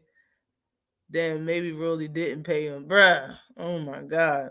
Let it go, Bullet. Right. Bullet letting it all out, though. He letting it out. He about to let it go. After he let it all out, he gonna let it go. Rolly don't know a damn fish hook from a left hook. Bullet ain't help that man progress. Right. No bullshit. Yo, Bullet yelled at Tank. I mean, you're outboxing Tank. Tank said, shut the fuck up. Shut your motherfucking ass up. Who does that? What kind of people we talking about? Damn, bro, this shit's crazy. This shit is funny. You better not ever take his jacket off, right? Y'all fighting, right? Rolly dad never liked Bullet anyway. Nah, for real. Damn. Ladies don't make Bullet his sneaky link. And he gonna tell it, right, bro? Oh my God, y'all. I made them money. I gave them fame. I gave them position in boxing. You understand? So you understand? Good luck to their careers, and y'all just know, don't be discrediting me because I did that. Ooh. And good luck to them. That's all I'm gonna say, bro. Because hey, you gotta shed weight sometimes to go to a higher level. When you shed weight, you go to the highest peak. He talking about himself because he don't think that he was weight. He talking about himself. He's saying Rolly and that other dude was shedding weight. Now he gonna go higher. Rolly should have never became champion. Anyway, some of these niggas is backpacks. Get weight, for me. A lot of times people don't understand. A trainer cares more about a fighter than the fighter care for themselves. You know what I'm saying? So at the end of the day, you have to really, really look at that. I would stop my hopes and dreams to make sure that these guys are good. I would give time away from my family, my 4-year-old daughter, to make sure that these guys are good. When he said his daughter's age, I was like, oh yeah, maybe you are crying. Maybe you are playing the world's smallest violin right now. He said sneaky link. Yeah, could you imagine how his voice sound in the morning, Shawada? Could you imagine this how he sound in the morning? I would stop my hopes and dreams to make sure that these guys are good. I would give time away from my family, my 4-year-old daughter, to make sure that these guys are good. You know what I'm saying? They would never do the same for me. As you can see, you got them to a position, now they're ready to drop you like they never met you. You know what I'm saying? If they could. But with me, it's different. I told them niggas to get the fuck on. You know what I'm saying? I don't need you. I don't need the stress. Most people that hate me is because of some of these fighters. They don't know me from Adam and Eve. Why would they dislike me? Because I'm backing up my fighters. I would take a bullet for my fighters. You understand? God damn. Coaches ain't gonna do that. You know what I'm saying? They want to get a check. They want to come to the gym and go home. Oh my God. Rolly, he not even done. Bullet ain't done. Bullet got a couple more minutes in him of saying some shit. They want to come to the gym and go home. Now, obviously, I would promote, essentially back and forth for promotional when it comes to fights and things like that. And over the course of time, I got to know everyone individually, their camp, you. And so I guess my first instinct in my mind is like, is there a possibility that you guys could all somehow talk or maybe come together one day? Because obviously, like, it's like me watching a family break apart. And, I have true, honest care and respect when I see you guys on a daily basis. No, I know that. I know you like that, bro. I mean, one thing about you, I've always said, he's one of the realest guys, you know what I'm saying? And he really wants the truth. And the truth to set you free, baby. So I guess, is that... For me, no. Really? For me, there is no more talking about reconciliation of anything. Once I make my mind on something, that's just what it is. If I make my mind to be there for you, I'm 150% there for you. If I make my mind to go a separate way, that's just it. Like I said, good luck in their career. There's no money. There's no conversation that could get me back to anybody that's ever shown me disloyalty. Because I would never show disloyalty to anyone. You know what I'm saying? Been in my house. I don't cook for people. I done did everything more than any coach would do. and to be disrespected with conversations of disloyalty or actions of disloyalty, that's all I need. I don't need a conversation. Actions speak louder than words. And when the world really, really understand that sometimes you just got to do with people's actions. As cliche as it sounds, action speaks louder than words. Yeah. And if you don't see the red flags, then guess what? You're just going to be another guinea pig on the side of the road. That's true. Is there, because I know that you're not going to, I guess, giving you the benefit of not want your fighters to progress and grow. Granted, if there was changes, was it the manner of like the respect that you felt versus like going to other trainers? Is that really what it is? For me, it's the audacity. For me, it's the complete disrespect to even think that there's another trainer better than me. And it's not an ego thing. The proof is in the pudding. The audacity. Say it again. For me, it's the complete disrespect to even think that there's another trainer better than me. And it's not an ego thing. The proof is in the pudding. One of the most difficult fighters style in boxing is Rolly. Still made him a champion. You understand? But when you have other guys, when you got to do with discipline actions, the discipline on some of these fighters just ain't even there for me to waste my time with them anymore. And they could blame everybody. One thing about a fighter that blames a coach is he's a narcissist. No, the problem is you. It's not the coach. Hold on, bro. You know what I'm saying? Especially you've been winning. I can see if we lost 2-3 fights in a row. Rolly's 1 defeat. Avis, 0 defeats. Tristan, 0 defeats for me. You understand what I'm saying? Win, win, win, all the way. No matter how difficult the opponent was, no matter how we made adjustments, we did that. So if they feel like, you know what I'm saying, they'll see. And like I said, the people that I'm working with, you'll see that. The Maurices, the Serenas, you'll see the difference. You know what I'm saying? Oh, who goes up, who goes down, who make changes. Because I'm going to tell you one thing. They're not going to change. It's been too long with me for them to change. And for other coaches out there of who's going to go down and make changes. Because I'm going to tell you one thing. They're not going to change. It's been too long with me for them to change. This nigga sound like Ike Turner. He said, you can't get away from me, Tina. I'm in here. That's what he said. He said, you can't get away from me. I'm in here. You hear me? Who goes down and who make changes. Because I'm going to tell you one thing. They're not going to change. It's been too long with me for them to change. And for other coaches out there that has had to go through this, I totally understand. And I expect these things. But in reality, because of the depth, I really am still surprised in a way for the actions. Because it wasn't even no conversation. You know what I'm saying? But common sense. Wasn't a conversation. That's what I think he was talking about, Rolly. I don't think Rolly talked to him about doing what he was doing. I think that other dude had a conversation and asked him, could he stay for a month? And he just told everybody to get the fuck about his life. Y'all asking to cheat on me. Y'all asking for a hall pass. Get the hell out of here. That's what Bullet said. Comment no more, but it is right here. So, you know what I mean? It's just another day on the grind, man. Another year. And it's going to be a beautiful one. Because I'm going into, my other side of my life in boxing, the sport of boxing. Trainer and promoter. You know what I'm saying? I got big deals going on with Snapper Boxing Management, my business partner, Junior Santiago. We got big things going on, man. Like, to where Boxing United States is a third of what we even have our minds wrapped around. Want to impress your Bruh. This your boy. Get your boy. Get your boy. Is this John done? Hold on, I'll get through these ads. These ads is pumping on this little 10-minute video. I guess my last thing on this is, and I know this is going to be like, even, let's just say hypothetically, I had the U.S. consul, the president, Floyd Mayweather, Bob Arum, Eddie Hearn, every promoter on planet. This is obviously like a huge, like crazy Justice League, but every source of like resource just to have like the good grace of just, hey, we have our differences, we go our different ways, but He's still trying got to play respect, matchmaker and get him back together.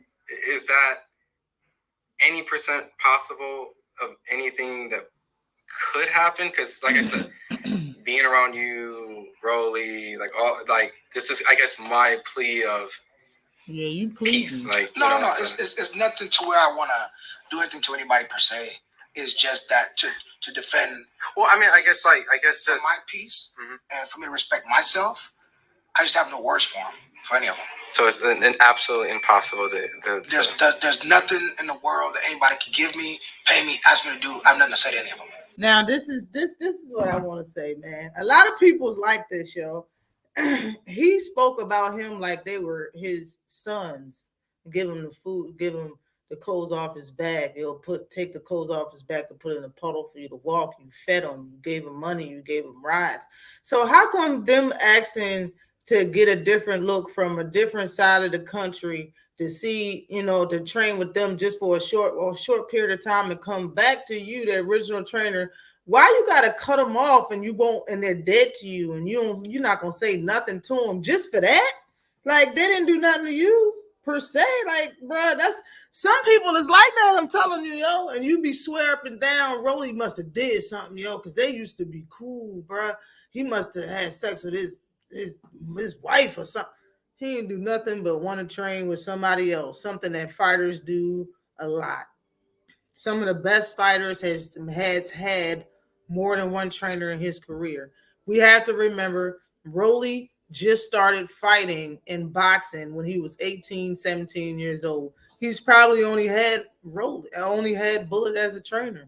It's a good thing that he wants to train with other people. It makes a lot of fighters better in the long run. Like, Bullet is being big-headed. If anybody's a narcissist, it's probably him. For real. Just to keep it 100. Yeah, real talk. But let me before we go get on up out of here. It's almost 8. I believe the card starts at 8:30. I want to talk about Tim Tszyu versus Thurman on the 30th in Las Vegas on ESPN Plus and Amazon Prime. Thurman is going to get stopped for the first time in his career. I believe it's about time for him to leave the sport. He hasn't had a fight in a long time, even though he is a former champion and a name. Welterweight division has been kind of stuck on stupid and been put on hold for all the names that's there.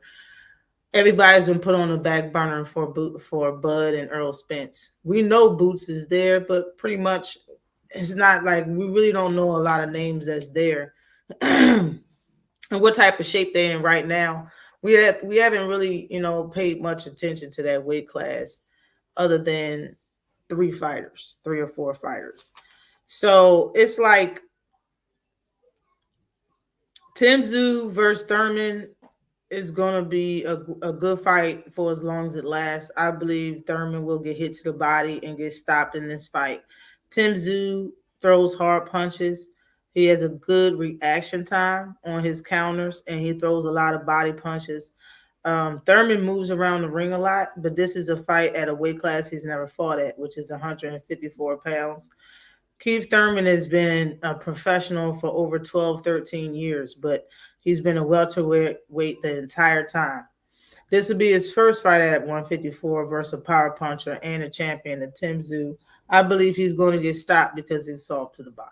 Like, pretty much. That's really how I see it. I think Thurman is going to retire because he knows ain't nothing for him but embarrassment now at 147 pounds. That's probably why he moved up to 154. It's probably hard for him to make weight now, but I don't see him beating up a lot of people at 154. I believe he's become a journeyman at 154 before his fight even happened. He's going to be a name and a fresh piece of meat that people want to beat up on at 154 pounds.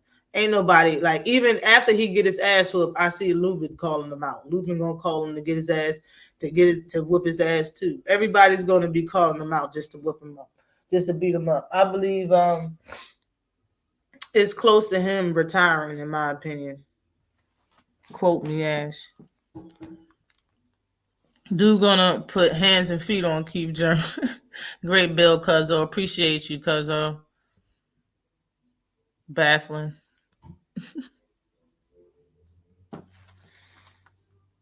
So yeah, that's how I see that. You know what I'm saying? You already talked about this fight today. I talked about last week's fight. As far as Frank Martin and Gervonta Davis, whoever is saying that Frank Martin is a cherry pick for Tank Davis, let's just remind you, Tank Davis is coming off of a layoff, somewhat of a layoff, because he would have fought already, in my opinion. Tank Davis is coming off of an incarceration. He was in jail. The man is coming off of time away from his coach. He's coming off of time away from the gym. He said that he couldn't train properly. He was in the wrong area and had to stay there. It's a lot of things that happened in his life. He's had a lot of emotional distress, a lot of things that happened with his child's mother. And in my opinion, that has to do with his child also. And a lot of things that's happening to his second father, which is his coach Calvin Ford. It's a lot of things that has happened to that man, and now he's about to fight Frank Martin. Ain't nothing happened to Frank Martin, okay? Frank Martin has been in the gym, been a gym rat, and been doing what he's been doing, has had no hiccup in doing it this entire time for the last year. You can't say the same thing about Gervonta Davis. This is not a cherry pick. And whoever is saying that is just being a hater. And then you don't have no evidence or proof for them hating on Frank Martin versus Shakur Stevenson. That's the thing. So everyone else can just stop the bullshit. Nobody had a problem with Frank versus Shakur, so people can just really just chill. I already said David Morrell is the beast. He's the guy to beat in the weight class. Nobody's going to beat him, bro. That's why Jose Ramirez can admit that they want all of these hard type of fights and list the name of type of fights that they want. And none of them things is what Charlo does, but all of them is what Morrell does, but say that's the only fight that you took off the table and then sit and say that you'll fight anybody. Bro, it's blatant bullshit. It's back and forth, not even smoke and mirrors. It's just straight up BS, man. Like you just contradicted yourself throughout 2 minutes straight of the interview because you don't want to fight David Morrell. Like, bro, David Morrell is the best at that weight class, in my opinion. I've said it. I think Janabak is the best at that weight class. I think Boots is the best at welterweight. I think Tank is the best 135-pounder. I think Matias is the best at 140. Like, bruh, y'all need to show me. For real. You need to show me. Keith should stick to commentating. Yeah, maybe he should. Man, Keith ain't fought since Nipsey died. Damn. Really, yo? No, they're not locked in. Nobody has came out and said Tank versus Frank is fighting. That's what I'm saying. Like, people still saying that he's going to fight in Saudi Arabia. You got people just coming out saying that he's going to fight in the UK. Like, and that's another thing about Tank. Like, it's proof in the pudding. People can say whatever they want about Tank, but the proof is what they're saying, how they're saying it, the title they show, the fact that you keep bringing it up, all of that bullshit. He the only fighter that people make up who he's about to fight. Y'all can't wait that much like a bunch of crackheads. Y'all just make up a bunch of shit and just say something. This was going on. I had a whole boxing world confused on what's really going on in the damn sport. The shit is trash. Salute to everybody, man. Got like 20, 25 minutes until the start of the fight card, I believe, is on the zone. I'm not going to miss it. Definitely going to see their fight. Salute to GM. They need to worry about who Devin fighting. Tank can fight Tony Weeks and it still do numbers. That's the thing. Like, Tank, we already know Tank is going to do numbers. I don't even know why people always talk about irrelevant. I do. People always talk about irrelevant things when it comes to Tank, because if you talk about his boxing ability, you'll have nothing bad to say. That's what I'm saying. Like, when people are, and I said that shit years ago. I said, yo, you have anybody realized that people stop talking about what Tank don't do right in the ring? Now that you know that those boxes been checked off, you can't say that he's not a boxer. You can't say that he only throws one punch. Like, you can't say certain stuff no more. And people are mad that they can't say it until they just sound stupid. Same thing with this whole Frank Martin shit. Oh, well, come on, man. Like, Frank Martin is a good name. He's ranked high and all of that shit. If people say that Tank's only fighting him because he's black, it's a mental fuck. And it's a mental fuck because for years people kept saying Tank don't fight black fighters. So for you to say Tank is only fighting a fighter because he's black, it's like, are you upset about it? Or are you just saying it just to say it? Or do you really mean that? Like, I don't even, whatever, bro. Ranked top 10 in every sanctioning body. Yo, he's highly ranked and he's a good fighter. He's a good name. If anybody else fought him, you wouldn't have nothing bad to say. So if Tank fight him, don't say something like that. If any person be like, oh, it's a cherry pick. So what isn't a cherry? If you really tell me the only fighters that Tank can fight that's not a cherry pick is Shakur Stevenson at 135 and Devin Haney blown up at 140, that's saying some shit, ain't it? I just told you who Devin competition was. If you telling me his only competition is 1 and 2 people and only one of them is in his weight class, bro, that's already telling me he the shit. Going to watch the Royal Rumble. Oh, okay, it's on right now. Tank been through a lot. He can't even train where he wants to train right now. Exactly. And people talking about it's a cherry pick. Bruh, it's only going to be a cherry pick when he lose. Because that's how people talk so weird. See? He lost to a Spanish fighter. That's what he get for cherry picking. He should have just fought Devin Haney. Crazy as shit, bro. I can't wait for losing.